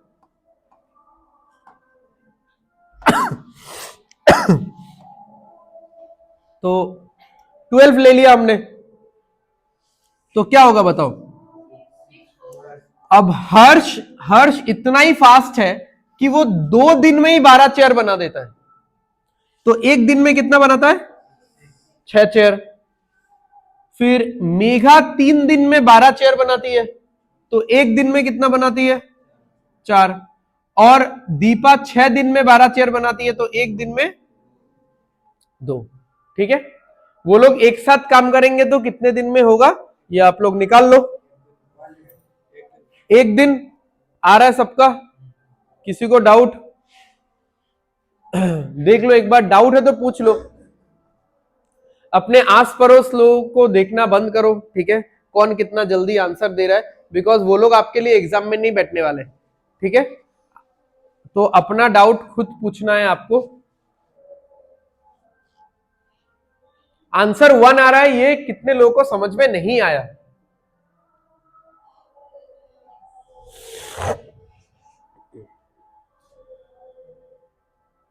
ठीक है, और कोई नहीं आया? चलो देख लो, यहां पे बोला है कि इन how many days will they complete it working together, यानी क्या निकालने बोला है? How many days. डेज मतलब सीधा बात है, क्या निकालने बोला है हमको? टाइम निकालने बोला है। तो सबसे पहले तो टाइम का फॉर्मूला लिख लो। टाइम क्या होता है? वर्क बाय एफिशिएंसी, ठीक है। इनिशियली आप लोग ऐसा ऐसा करके चलो, थोड़ा बच्चा टाइप लगता है हर चीज ऐसा ऐसा करके लिखना, एग्जाम में तो नहीं करने वाले आप लोग, बट इनिशियली अभी चैप्टर शुरू हुआ है तो ऐसा प्रैक्टिस बनाओ जब तक एकदम फ्लुएंट नहीं हो जाते। ओके, टाइम निकालना है। अब किसका टाइम निकालना है? देखो, इन how many days will they complete it working together. अगर ये तीनों लोग मिलके एक साथ इस काम को करेंगे, काम क्या है? What is the contract? एक कॉन्ट्रैक्टर ने मुझे काम दिया है कि 12 चेयर बनाओ, ठीक है, और मेरे पास 3 वर्कर्स हैं, और ये 3 वर्कर्स मिलके इस कॉन्ट्रैक्ट को पूरा करने वाले हैं, ठीक है। अब मैं इन तीनों को अलग अलग तो काम नहीं करवाऊंगा, एक साथ में काम करवा रहा हूं इन लोगों को, ठीक है, यानी ये 12 चेयर ये तीनों मिलके खत्म करेंगे। तो ये जो टाइम है ये हरीश, कौन है, मेघा और दीपा का मिला के है। हरीश, मेघा और दीपा का मिला के टाइम पूछा गया है। तो जब मैं एफिशिएंसी भी लूंगा तब वो भी मैं हरीश, मेघा और दीपा का मिला के लेना पड़ेगा, राइट। तो वर्क कितना था? 12, और इन सबका एफिशिएंसी जोड़ दो, 6 और 4 10 और 2 12, ठीक है।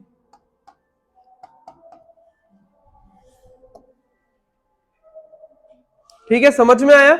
ये वाला भी देख लो ना, इसमें भी तो हमने ऐसा ही किया था कि 12 टॉयज बनाना था, 12 टॉयज बनाना था, और किसको किसको? रोहन और सविता को एक साथ मिलके बनाना था। तो रोहन 1 चेयर बनाता है डेली का, और सविता 2 चेयर बनाती है डेली का, ठीक है। तो पूरे डेली काम कितना हो रहा है? 3 काम हो रहा है, यानी 3 चेयर्स बन रहा है या टॉयज बन रहा है, ठीक है।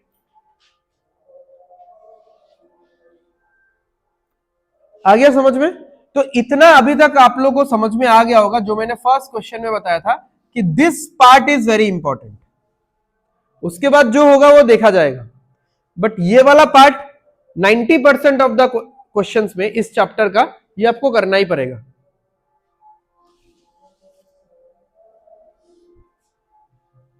फटाफट वो वाला पार्ट करो, फटाफट। 4 12 6 12 3 1 2, this should be your speed of writing in the exam, ठीक है। अब ये लिखने में कितना टाइम लगा? हार्डली 20 सेकंड या 30 सेकंड, तो इतना आपको लिख लेना है। अब आप लोग अगर ऐसा समझ रहे हो कि सर जैसे नोट्स लिखवा रहे हैं, मुझे भी रफ शीट में एग्जाम में ऐसे ही लिख के आना है, ये नहीं है। आपका रफ शीट ऐसा दिखना चाहिए, ठीक है।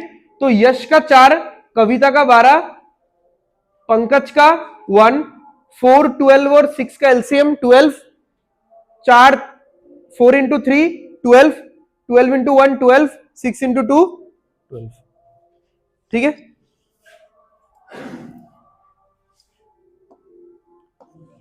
तो इसका 4 डेज है, ऊपर ही लिख देता हूं, इसका 4 डेज है, इसका 12 डेज है,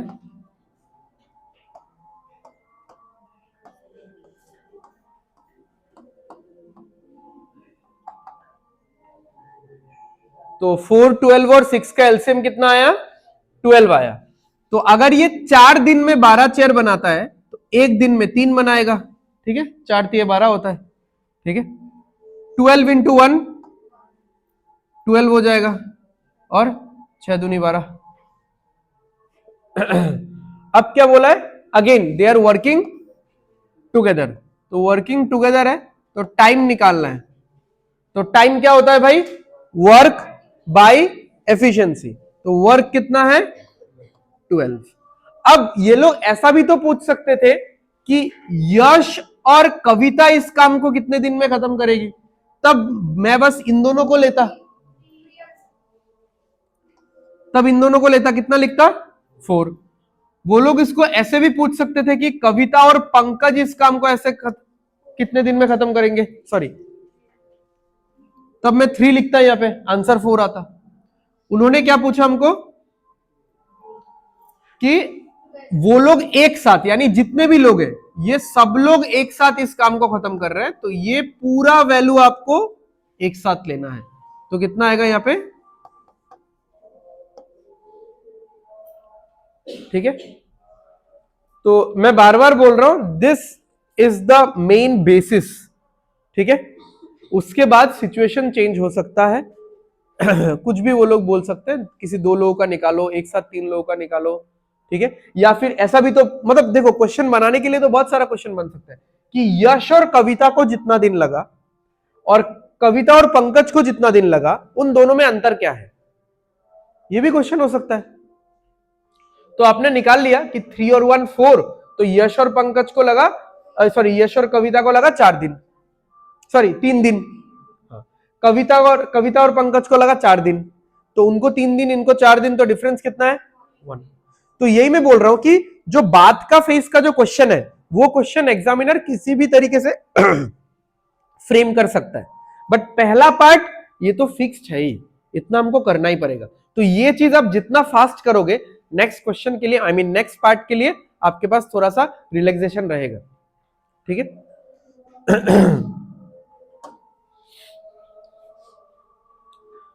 जल्दी।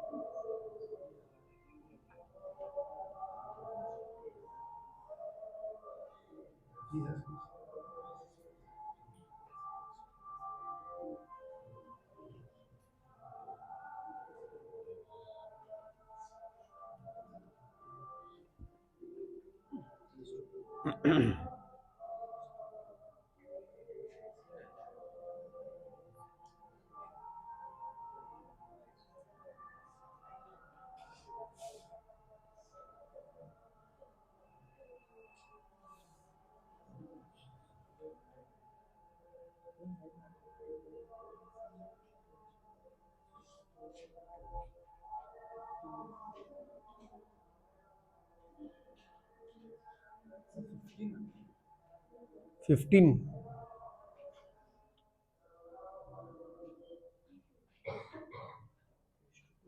सूरज का अलोन पूछा है।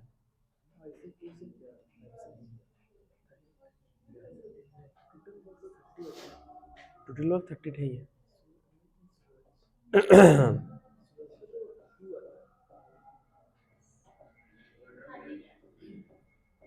सूरज का 1 आएगा क्योंकि ये दोनों का मिला के हाँ हाँ 30 है। अब देखो यहाँ पे बहुत लोगों ने कर लिया था बट थोड़ा सा गलती किया है। 2 workers, I mean this is the first question जहां पे दोनों का मिला के दिया है। इतना टाइम से देखो क्वेश्चन क्या हो रहा था, सारा सिंगल सिंगल इंसान है, सारा सिंगल सिंगल है। यहां पे क्या है, अमित एंड सूरज, आपको ऐसा लिखना है, Amit and Suraj can complete a piece of work in 10 days. Amit अकेले can complete a work in 15 days. ठीक है, अब आप इसको अगर ऐसा करना चाहते हो कि 15 इधर आएगा 10 इधर आएगा, क्रिस क्रॉस कर वो वाला मेथड यूज करना चाहते हो तो आप कर सकते हो, ठीक है, कोई प्रॉब्लम नहीं है। मैं ज्यादातर ही एलसीएम वाला मेथड प्रेफर करता हूं, तो मैं उससे कर रहा हूं। 10 और 15 का एलसीएम क्या होगा भाई, 30, ठीक है, तो कुछ लिख देते हैं जैसे टॉयज। तो अमित और सूरज मिलके 10 दिन में 30 टॉयज बनाते हैं, तो डेली कितना बनाते हैं, 3, हो गया। 10 into 3 is equal to 30, ठीक है, efficiency into time is work. Amit अकेले 15 दिन में 30 टॉयज बनाता है, तो वो डेली कितना बनाता है, 2। अच्छा, अब इसको यहीं पे छोड़ दो आप, ठीक है, हो गया। In how many days can Suraj alone, Suraj अकेले इस काम को कितने दिन में खत्म करेगा, सूरज अकेले, तो लिखते हैं यहां पे टाइम। टाइम क्या होता है, वर्क बाय एफिशिएंसी, वर्क कितना है 30। अच्छा, मैं टाइम किसके लिए निकाल रहा हूं, सूरज, तो यहां पे एफिशिएंसी भी किसका लिखूंगा, सूरज का। बट ये जो 2 एफिशिएंसी है ये किसका है, ये अमित का है। ये जो 3 एफिशिएंसी है ये किसका है, ये अमित और सूरज का मिला के है, तो सूरज का अकेले का एफिशिएंसी कितना होगा, 1 होगा। समझ में आ रहा है, फिर से ध्यान से देख लो, अमित और सूरज मिलके 3 चेयर बनाते हैं डेली, अमित अकेले 2 चेयर बनाता है, तो बाकी का 1 चेयर कौन बना रहा है, सूरज बना रहा है, ठीक है। पैसे के टर्म्स में सोचो तो आसानी होगा कि अमित और सूरज के पॉकेट में 3 रुपए है, दोनों का मिला के, अमित के पॉकेट में अकेले 2 रुपए है, तो बाकी 1 रुपए किसके पॉकेट में है, सूरज, ठीक है। तो सूरज का एफिशिएंसी आ गया 1, तो 30/1 आंसर आ जाएगा 30, ठीक है। तो ये पहला क्वेश्चन था, तो मैं लिख देता हूं ऐसा कि efficiency of Suraj will be equal to 3 - 2 is equal to 1, ठीक है। ये दोनों का मिला के है, ये इसका अकेले का है, तो 3 से 2 माइनस करोगे तो ये सूरज वाला वैल्यू आ जाएगा, ठीक है।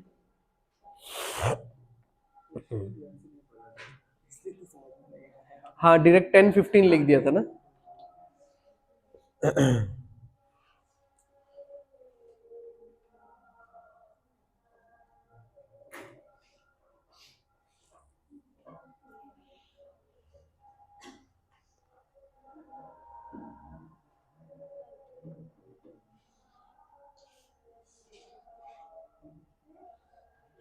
हो गया,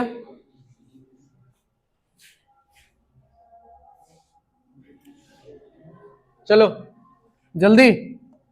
सौरभ, ईरा और कुणाल इस काम को खत्म करते हैं 12 दिन में, ईरा और कुणाल इस काम को खत्म करते हैं 18 दिन में, तो सौरभ का निकालने बोला है। 12 और 18 का एलसीएम क्या होता है, 12 3 जा 36, 18 2 जा 36, ठीक है। टेबल्स वगैरह आप लोग सीख के रखो, नहीं तो बहुत दिक्कत होने वाला है, ठीक है।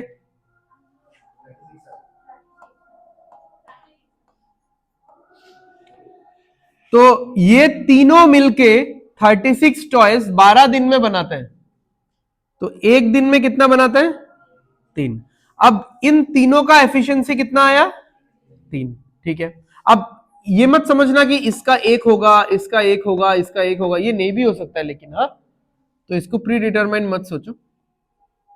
ओके, नेक्स्ट, ईरा और कुणाल का ये दोनों मिलके 18 दिन में 36 टॉयज बनाते हैं, तो एक दिन में 2 टॉयज बनाते हैं। अब मुझे किसका निकालने बोला है, सौरभ का, तो सौरभ का टाइम क्या निकलेगा,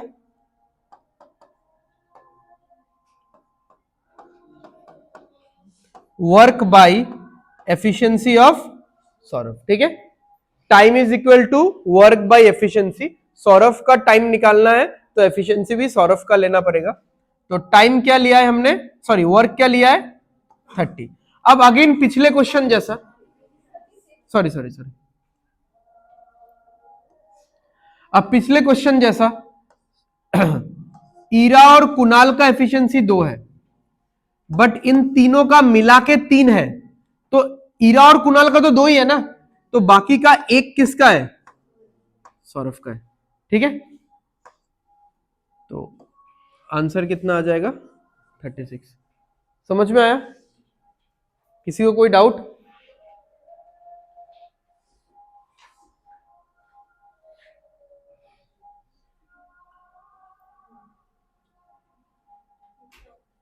क्या हुआ? चलो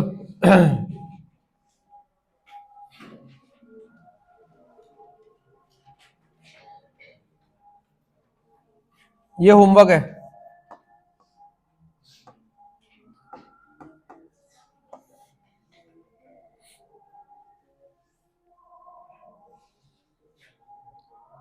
अच्छा, मतलब मैं जस्ट बता देता हूं कि ऊपर क्या क्या लिखना है, इसमें आई गेस कंफ्यूज होने से हो गया, और किसी चीज में इसमें कंफ्यूजन नहीं होने वाला। ठीक है, क्या हो गया? ये मिलेगा पीडीएफ? तो दिनेश का कितना हो गया? 24, वो 24 लिख दोगे आप लोग। कुणाल का कितना हो गया? 48, वो 48 लिख दोगे। And with third person Raghav they finish it in 8 days। अब थर्ड वाला पार्ट कैसे लिखोगे बताओ, तीनों मिला के? ठीक है, सिर्फ राघव का 8 मत लिखना, क्योंकि बोला है क्या, Raghav alone can finish it in 8 days with the help of A third person Raghav, यानी ये दोनों इसका हेल्प ले रहे हैं, यानी तीनों एक साथ है। ठीक है, मैं फिर से बता देता हूं, डी का लिखोगे 24, डी 24, फिर कुणाल का लिखोगे 48, फिर डी, के और आर, दिनेश, कुणाल और राघव, फिर उसमें कितना लिखोगे? 8। फिर जो भी आपको सही लगे नंबर ले लेना, एलसीएम या उसका मल्टीपल लेके सॉल्व करना। ठीक है, आ रहा है? चलो यहां से कुछ इंपॉर्टेंट क्वेश्चंस है जो कि थोड़ा सा मतलब ऊपर के लेवल का क्वेश्चंस है। यूजुअली ऐसा क्वेश्चन स्टेट गवर्नमेंट के एग्जाम में नहीं पूछा गया है, ठीक है, बट पूछे जाने का चांसेस है। ठीक है, चलो शुरू करते हैं। आप लोग पहला वाला पार्ट कर लो तो फटाफट। मनीष 20, रमेश 30, फटाफट निकालो। मनीष 20, रमेश 30, एलसीएम कितना आएगा? 60। ठीक है,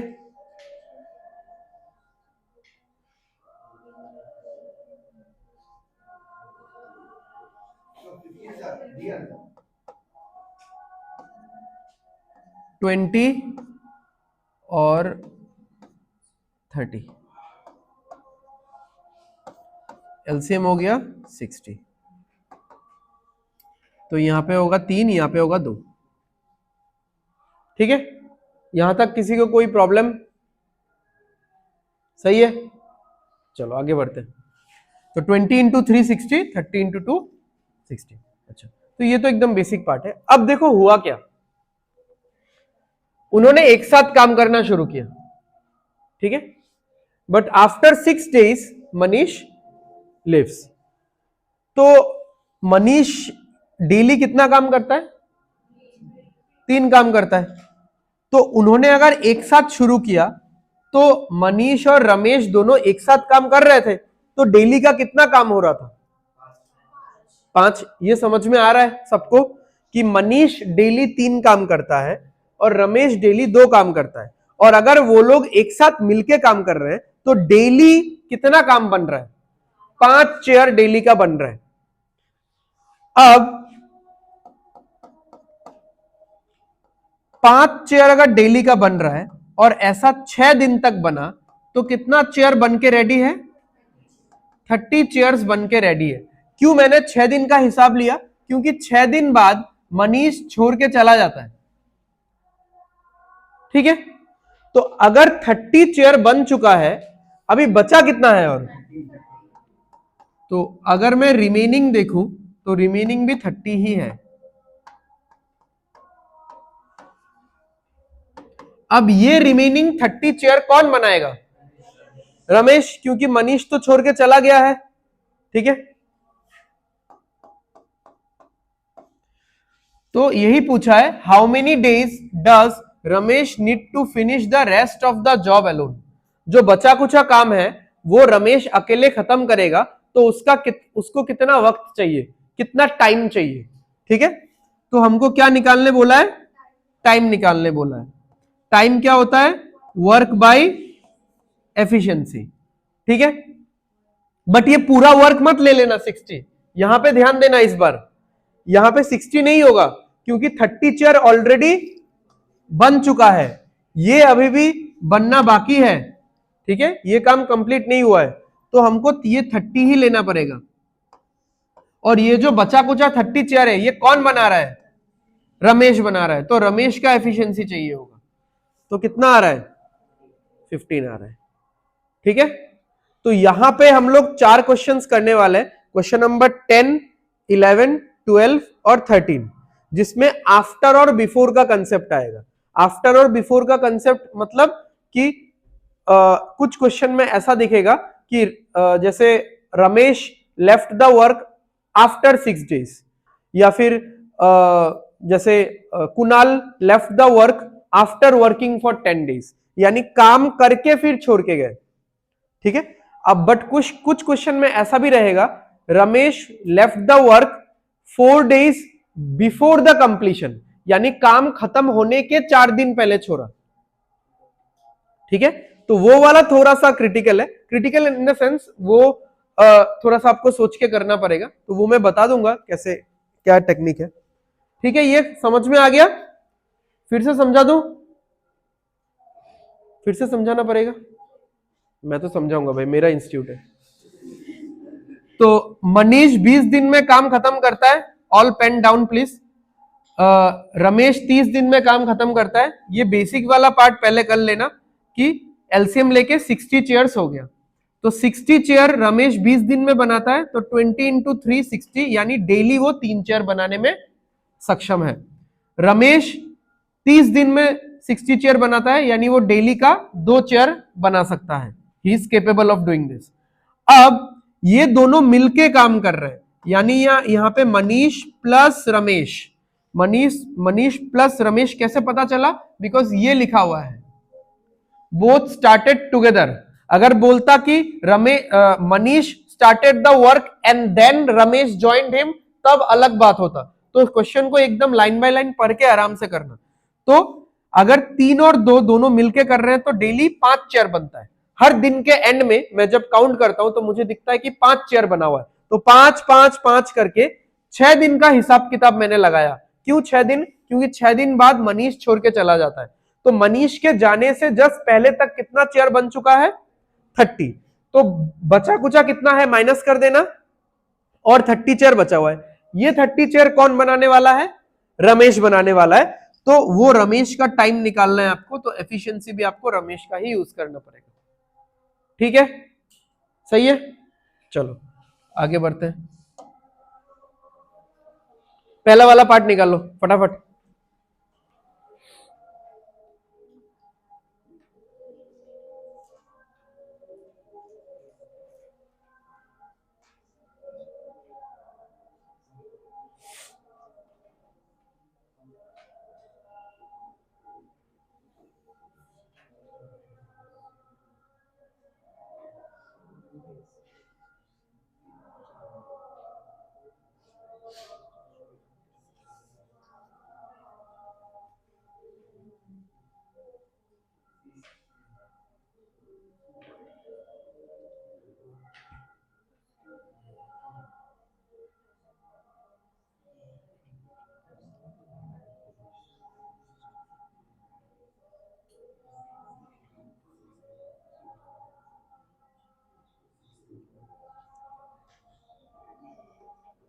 थोड़ा गड़बड़ है इसमें।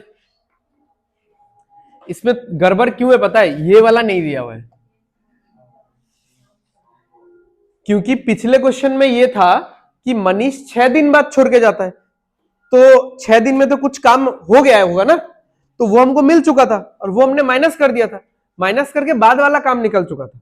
अब इसमें दिन ही नहीं है कि कितने दिन बाद, जैसे हाँ, बट इसमें यह है कि पूरा काम कितने दिन में खत्म हो रहा है, 9 दिन में। अब बताओ इस क्वेश्चन में पूरा काम कितने दिन में खत्म हो रहा है? इस क्वेश्चन में पूरा का पूरा काम कितने दिन में खत्म हो रहा है? 6 days।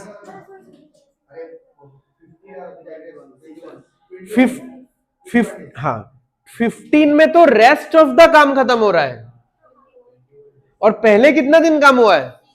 6 दिन। तो पूरा का पूरा काम कितने दिन में खत्म हो रहा है? 21 डेज। ठीक है, ध्यान देना। अब यहां पे लेकिन ये भी क्वेश्चन पूछा जा सकता था, in how many days the whole work is going to be finished. तब भी आपको यही आंसर निकालना था 15, एंड फिर उसके साथ 6 ऐड करके आंसर देना था। ऐसा नहीं कि यहां पे क्वेश्चन चेंज हो जाएगा तो हम लोग का सॉल्व करने का तरीका चेंज हो जाएगा। आप लोग वो निकाल दो, निकाल के ऐड करके बोल दो। ठीक है, अच्छा चलो इसमें देखते हैं। ये सब तो निकाल लिया होगा आप लोगों ने। 10 और हरीश का कितना है? 30, 30 आएगा, 3 आएगा, 1 आएगा। ठीक है, यहां तक सही है हम लोग का। तो टोटल वर्क ये बन चुका है। ओके, अब ये दोनों मिलके, अब देखो ना, ये काम ना ऐसे, मैं थोड़ा सा डायग्रामेटिकली बता देता हूं। ये काम ना 2 हिस्सों में खत्म हो रहा है। ऐसा कुछ मान लो, मान लेते हैं ऐसा, फेज 1 एंड फेज 2। 2 हिस्सा क्यों? पहला फेज में दोनों मिलके काम कर रहे थे, फिर कौन छोड़ के चला गया? गोपाल छोड़ के चला गया। तो at this point Gopal left. अब उसके जाने तक कितना काम हो गया था, वो हम लोग इस क्वेश्चन में नहीं निकाल सकते। पिछले क्वेश्चन में मनीष के जाने तक कितना काम हो गया था वो हमने निकाल लिया था। ठीक है, क्योंकि मनीष कितने दिन बाद जा रहा था वो हमको पता था। अच्छा, तो कोई बात नहीं। अब यहां पे कौन काम कर रहा है बताओ? दोनों मिलके। तो गोपाल 3 चेयर बनाता है डेली, हरीश 1 चेयर बनाता है, तो डेली का कितना चेयर बन रहा है? 4 चेयर बन रहा है। ठीक है, तो 4 इंटू कितना दिन काम किया वो तो नहीं पता। ठीक है, आ रहा है 7। अच्छा, तो 4 इंटू कितना दिन काम किया वो तो नहीं पता हमको। अच्छा, नेक्स्ट, यहां पे कौन काम कर रहा है? यहां पे बताओ कौन काम कर रहा है? हरीश काम कर रहा है। ठीक है, अब पूरा काम कितने दिन में हो रहा है? 9 डेज में हो रहा है। अच्छा, यहां पे अगर हरीश काम कर रहा है तो हरीश डेली कितना काम करता है? 1 यूनिट। तो हरीश ने कितना दिन काम किया यहां पे बताओ? तब तो ये भी नहीं बता सकते हम लोग। पॉइंट समझ में आ रहा है? अगर मैं ये नहीं बता सकता तो मैं ये कैसे बता दूंगा? क्योंकि अगर मैं ये बता देता कि मान लो यहां पे 5 दिन किया तो टोटल 9 दिन है, यहां पे 4 दिन होगा। सिंपल सा बात है। अगर मैं ये बोल देता कि ये 6 दिन है तो मैं बोलता ये कितना दिन है? 3 दिन है। ठीक है, तो अगर मुझे ये वाला वैल्यू नहीं पता तो मुझे ये वाला वैल्यू भी तो कैसे पता होगा? ठीक है, बट कोई बात नहीं, ये 9 माइनस एक्स ही होगा, क्योंकि यहां पे अगर मैंने x डेज काम किया है तो यहां पे कितना होगा? 9 माइनस एक्स ही होगा ना, क्योंकि मैंने आपको एग्जांपल दिया है कि ये अगर 6 है तो ये कितना होगा? 3 होगा। ये अगर 5 है तो ये कितना होगा? 4 ही होगा। ठीक है, क्योंकि 9 में स्प्लिट होगा बस। ठीक है, इतना आप ख्याल रखो। तो फेज 1 में इतना काम हो रहा है, फेज 2 में इतना काम हो रहा है, और दोनों मिला के कितना आना चाहिए? 30 आना चाहिए। ठीक है, इसका मैं आपको सिंपल वर्जन बता दूंगा, बट अभी के लिए थोड़ा सा इस पे फोकस करो। तो 4x plus 9 minus x is equal to 30। ठीक है, efficiency into time work, efficiency into time work, ये दोनों काम मिला के ओवरऑल 30 होना ही पड़ेगा। तो 4x माइनस एक्स कितना आ जाएगा? 3x। ये 9 इधर माइनस हो जाएगा तो आ जाएगा 21। 3 से काट दोगे तो आ जाएगा 7। ठीक है,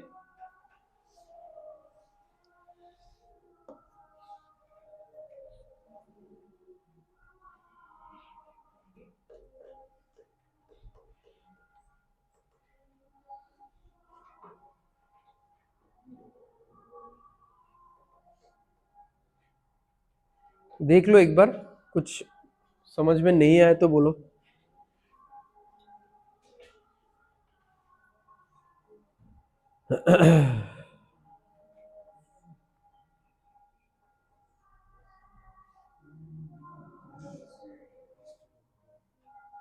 हाँ, फेज 2 का कौन सा पार्ट बताओ?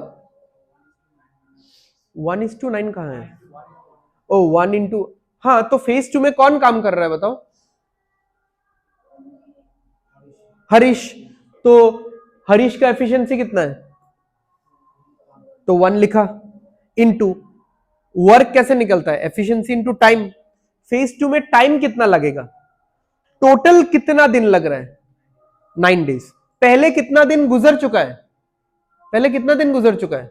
x। तो बाद में फिर कितना होगा? 9 माइनस x। क्योंकि अगर मैं बोलता कि पहले 2 दिन गुजर चुका है, तो आप बोलते कि सर बाद का तो 7 दिन है, तो वो 7 कैसे आ रहा है? 9 माइनस 2 करके ही आ रहा है। तो वही बात है, पहले अगर x डेज चला गया है तो बाद के लिए रहेगा 9 माइनस x डेज।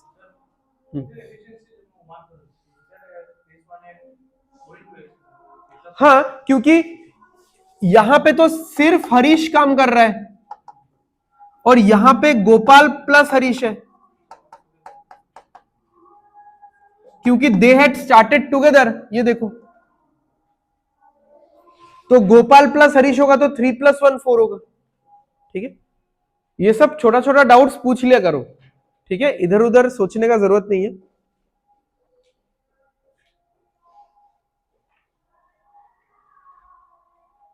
आ गया समझ में? अच्छा, अब इसका थोड़ा सा सिंपल वर्जन देख लेते हैं। मतलब इसमें एट टाइम्स डाउट भी होता है तो मैं थोड़ा सा स्किप करने की कोशिश करता हूं, बट है आसान। ठीक है, अच्छा, टोटल काम कितना था? अच्छा, तो काम कैसे हो रहा है कि पहला पहला पार्ट में गोपाल और हरीश मिलकर काम कर रहा है और बाद के पार्ट में सिर्फ हरीश काम कर रहा है। इसको ऐसा सोचने से आपको इक्वेशन बनाना ही पड़ेगा। अगर आप इसको थोड़ा अलग सोचोगे कि पूरा प्रोजेक्ट में किसने काम किया है, कौन सा ऐसा इंसान है जो छोड़ के नहीं किया? हरीश। ठीक है, यानी क्या हम ये बोल सकते हैं कि हरीश ने पूरा 9 दिन काम किया है?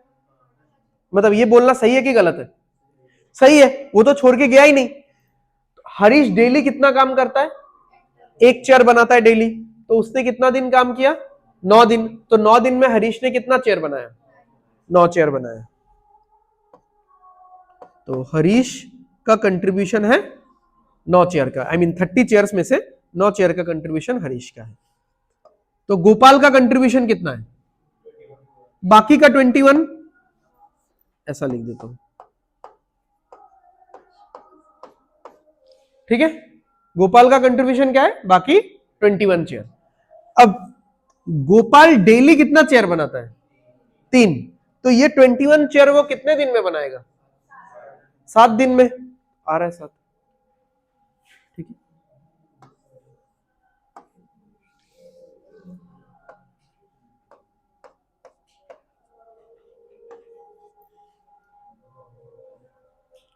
बट ये एक्चुअली मैथमेटिकली सही लगता है, मतलब मैथमेटिकली तो सही है ही ये, बट ये रियल सिचुएशन के साथ थोड़ा अलाइनमेंट में नहीं मैच करेगा। क्योंकि अगर कोई मुझे ऐसा बोलेगा कि हरीश तो 9 चेयर बना रहा है, बट इन 9 चेयर में जैसे 7 चेयर, ठीक है ना, 9 चेयर में से 7 चेयर तो वो गोपाल के साथ ही बना रहा है, तो वो यहां पे रिफ्लेक्ट नहीं हो रहा है। बट उसका कुछ काम नहीं है, वो रिफ्लेक्ट हो ना हो। हरीश अकेले चेयर बनाए, गोपाल के साथ मिलके बनाए, हरीश का कंट्रीब्यूशन तो हरीश का कंट्रीब्यूशन है, एक दूसरे का कंट्रीब्यूशन थोड़ी ना छीन सकता है कोई।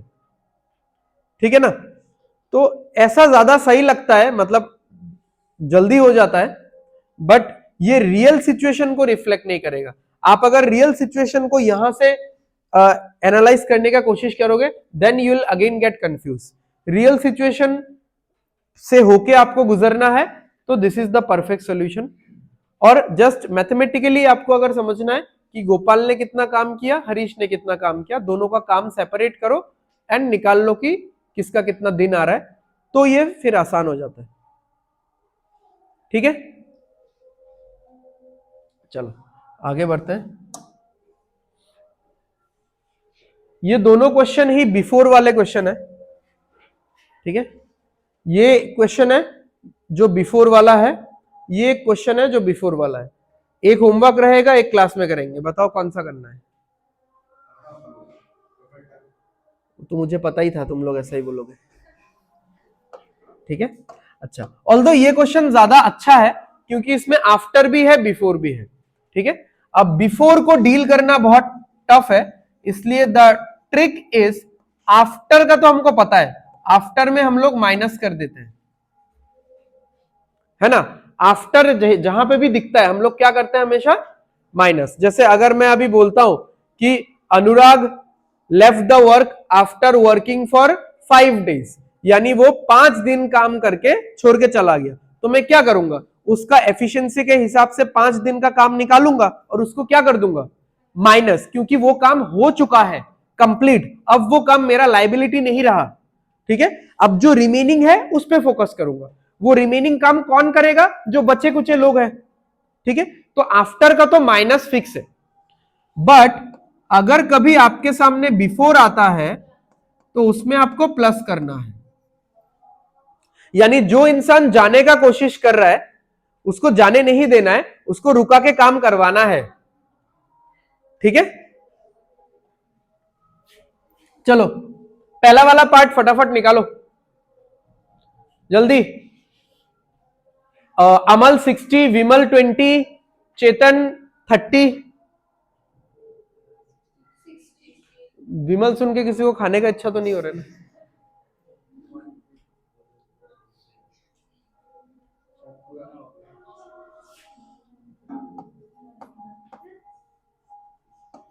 सिक्सटी,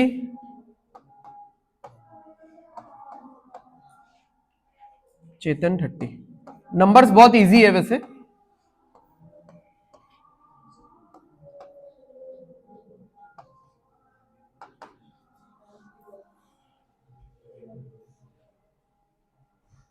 बताओ बताओ एफिशिएंसी बताओ। 1, 3, 2। तो ए एक दिन में एक ही चेयर बनाता है, बी एक दिन में 3 चेयर बना सकता है, सी एक दिन में 2 चेयर बना सकता है, ठीक है। अब जाने वाले को कौन रोक सकता है, जो जा रहा है उसका काम माइनस करो। ऑल 3 बिगिन वर्किंग टुगेदर, ये तीनों एक साथ काम शुरू करते हैं।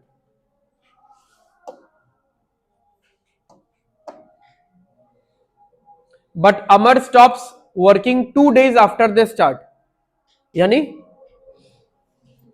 पहले कितने दिन का काम निकालना चाहिए हमको, पहले 2 दिन का।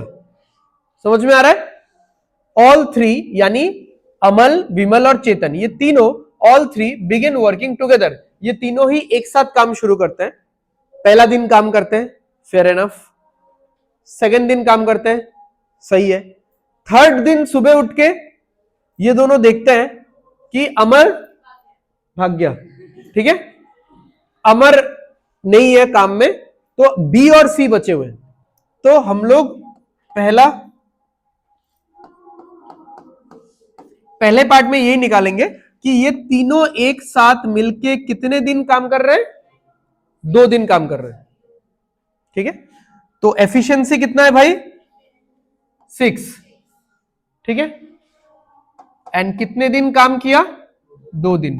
तो कितना चेयर बन चुका है, 12 चेयर्स बन चुका है। रिमेनिंग कितना है, 48 चेयर्स। ये अभी इनकम्प्लीट है 48, ठीक है। अच्छा, अब ये 48 चेयर कौन बनाएगा, बी और सी। अच्छा, बट यहां पे एक दिक्कत क्या है, and Vimal stops working 4 days before the job is finished. Vimal stops working यानी काम छोड़ के चला जाता है। कब जाता है काम छोड़ के, 4 दिन पहले। अब ये दिक्कत है, देखो अगर बोलता कि 3 दिन बाद जाता है, 4 दिन बाद जाता है, तो मुझे पता है कि स्टार्टिंग से अगर 4 दिन बाद जाता है तो उस इंसान ने कितना काम किया है, 4 दिन काम किया है। कोई इंसान स्टार्टिंग से 4 दिन बाद, आफ्टर 4 डेज, इसलिए मैंने लिखा ना आफ्टर और बिफोर, तो कोई इंसान स्टार्टिंग से 4 दिन बाद यानी आफ्टर 4 डेज अगर काम छोड़ के जाता है, यानी उसने कितना दिन काम किया, 4 दिन काम किया, तो उसका 4 दिन का काम निकालो, माइनस करो, उसको भगाओ, हो गया। बट यहां पे बोला है काम खत्म होने का 4 दिन पहले जाता है। अब काम कब खत्म होता है हमको पता है क्या? हम लोग तो मतलब ऐसे एज्यूम नहीं कर सकते कि 20 दिन में काम खत्म होता है, यानी अगर 20 दिन में काम खत्म होता है, 4 दिन पहले वो जाता है, यानी उसने कितना दिन काम किया, 16 दिन। बट हमको तो पता ही नहीं है कि काम कब खत्म हो रहा है, और वो 4 दिन पहले जा रहा है, इसलिए उस इंसान को जाने ही मत दो आप। क्योंकि बिफोर में यही दिक्कत होता है, अगर आप ऐसा सॉल्व करने जाओगे, मतलब थोड़ा लंबा प्रोसेस भी है सॉल्व करने का, कि आप लास्ट 4 दिन में कौन बचेगा बताओ तो, लास्ट 4 दिन कौन काम कर रहा है? अमर कहां है? अमर तो पहले सो रहा है वो घर में, ठीक है, अमर तो पहले ही चला गया। उसके बाद बीसी बीसी बीसी विमल और चेतन काम किए जा रहे किए जा रहे।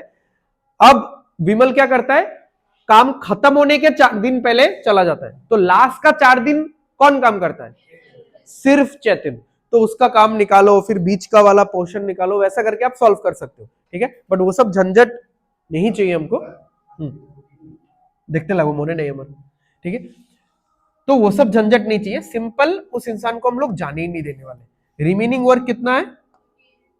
अब ये चेंज होने वाला है, रिमेनिंग वर्क 48 है, ठीक है। अब विमल 4 दिन पहले जा रहा है, बट आप उसको जाने मत दो, उसको बोलो भाई 4 दिन का काम और तू करके जा। तो विमल डेली का कितना काम करता है? 3 यूनिट। वो अगर 4 दिन नहीं गया, उसको अगर मैंने फोर्सफुली रुका दिया, वो और 4 दिन काम करता है, तो कितना करेगा? 3 3 3 3, कितना? 12, 3 यूनिट करके और 4 दिन, तो 48 और 12 कितना हो जाएगा? 60। ये भी अभी काम इनकम्प्लीट है, ठीक है। तो अब रिमेनिंग चेयर कितना है? 60। ये कौन करेगा काम? अमर तो है ही नहीं, ये कौन करेगा? चेतन क्यों करेगा? विमल और चेतन नहीं करने वाले क्या? आप लोगों को इसका कंसेप्ट ही समझ में नहीं आया कि मैंने ये लिखा क्यों। ये 3 किसका एफिशिएंसी है? विमल का। विमल 4 दिन पहले जाने वाला था, मैंने उसको जाने दिया क्या? मैंने उसको रुका दिया। तो अगर वो रुकता तो कितना काम कर लेता? और मतलब टोटल वर्क तब 48 नहीं होता, आई मीन रिमेनिंग वर्क 48 नहीं होता, कितना होता? 60। तो एक्चुअली अब ये जो 60 चेयर है, ये विमल और चेतन मिलके बना रहे हैं, ठीक है। हमारे पास रिमेनिंग 48 था, तो आप अगर 48/5 करते, ये बहुत एक बड़ा ब्लंडर होता। मतलब अगर आप ये 48 काम विमल और चेतन से करवाते, ये 5 क्यों लिखा समझ में आया ना? विमल एक दिन में 3 काम करता है, चेतन ये तो गया भाई, इसके बारे में तो सोचो ही मत, ये कब का घर में जाके सो रहा है, ठीक है। तो अगर आप विमल और चेतन से बाकी का काम करवाते, तो 3+2 कितना लिखते? 5। बट ये गलत नहीं है, बताओ क्यों गलत है ये? क्योंकि चेतन तो इसमें अपना पूरा कंट्रीब्यूशन दे रहा है, चेतन अपना पूरा कंट्रीब्यूशन इसमें दे रहा है।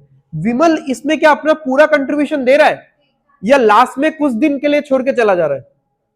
लास्ट में वो चला जाता है, तो उसको जाने नहीं देना है, उसको रोक के रखना है, तभी जाके आप ये नीचे 5 यूज कर सकते हो। अब अगर कोई बोलेगा सर अगर विमल जा ही रहा है तो 5 यूज नहीं करके इसमें 2 यूज कर लेते हैं, चेतन लिख लेते हैं। बट क्या ये भी सही है?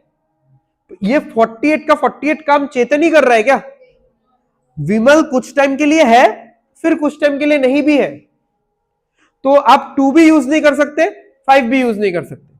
तो पहले तो आप विमल को रुकाओ कि भाई रुक, अपना काम कर, तो फिर इसके साथ ऐड होगा। तो अब जो वर्क बना हमारा कितना हुआ?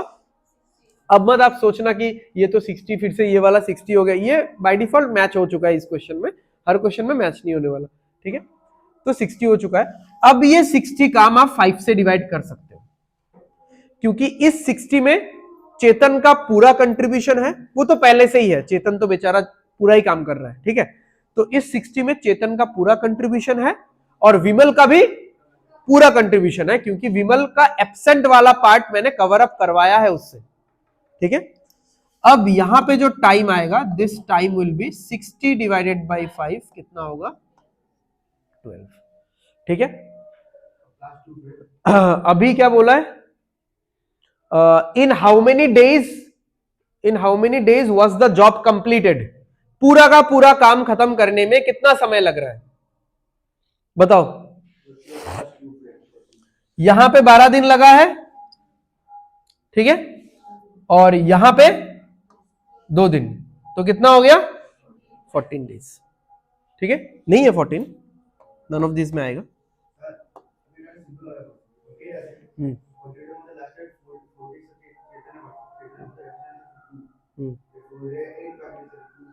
वही है, देखो अब तुमने ऐसा क्वेश्चन सॉल्व किया है इसीलिए, अदरवाइज मुझे क्लास में समझाना पड़ता तो मुझे 3 फेज बना के समझाना पड़ता कि यहाँ पे ए बी सी एक साथ है, यहाँ पे एक फेज में बी सी है, यहाँ पे एक फेज में सी है, तो इसीलिए आई हैव अवॉइडेड दिस। ठीक है, क्योंकि अब देखो हम लोग जब एग्जाम में लिखेंगे ना, एग्जाम में हम लोग इतना लिखने ही नहीं वाले हैं। एग्जाम में आपने ये वाला काम कर दिया है, फिर आप लिखो, मतलब आपके पास काम कितना है 60 है। ठीक है, तो 60 में से सब लोग मिलके एक साथ काम करेंगे तो कितना आ रहा है एफिशिएंसी 6 आ रहा है, और सब लोग मिलके एक साथ कितना दिन काम कर रहे हैं 2 ही दिन काम कर रहे हैं, तो 6 दूनी 12 हो गया, तो 12 माइनस करो हो गया 48। विमल 4 दिन के लिए छोड़ के जा रहा है बट उसको रख दो तो उसका एफिशिएंसी 3 है, 3 इंटू 4 दिन के लिए रख दोगे तो फिर से आ जाएगा 12, तो हो गया ये 60। अब ये वाला काम विमल और चेतन मिलके कर रहा है तो कितना हो गया 12 और पहले का 2 कितना हो गया 14, तो कितना है वो तो 2 लाइन में एक ही कैलकुलेशन में पूरा क्वेश्चन खत्म है। ठीक है, बट द पॉइंट इज इसका बेसिक समझने के लिए उतना मतलब लिखना पड़ेगा ही, तो इस लेवल तक आने में आप लोगों को टाइम है अभी। ठीक है, जो लोग पहले से थोड़ा बहुत करते आ रहे हैं उनका बात अलग है, बट बिगिनर्स को अभी इस लेवल तक आने में अभी टाइम है। जब तक आप ये चैप्टर कंप्लीट नहीं होता, जब तक आप एटलीस्ट 50 क्वेश्चंस प्रैक्टिस नहीं करते इस चैप्टर से, तब तक वो लेवल नहीं आएगा कि आप सिंपल कैलकुलेशन लिखते रहो। ठीक है, अब है क्या कि मैं जो ये वाला मेथड बता रहा था ना, again this was realistic one,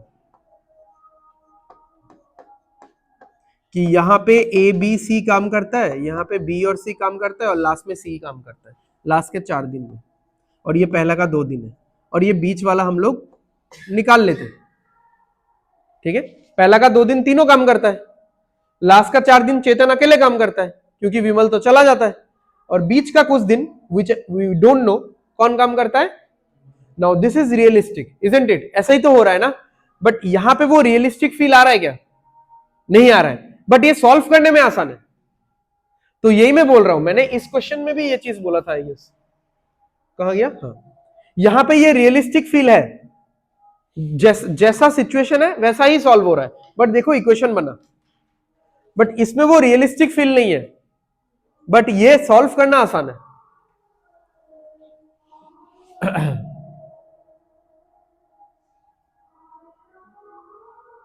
ये कौन सा क्वेश्चन है, ओ अच्छा ये होमवर्क।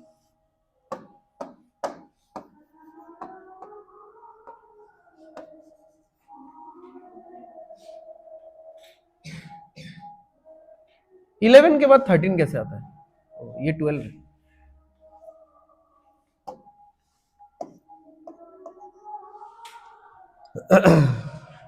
अरे बहुत टाइम हो गया, चलो खत्म करते हैं फिर आज का क्लास। ठीक है,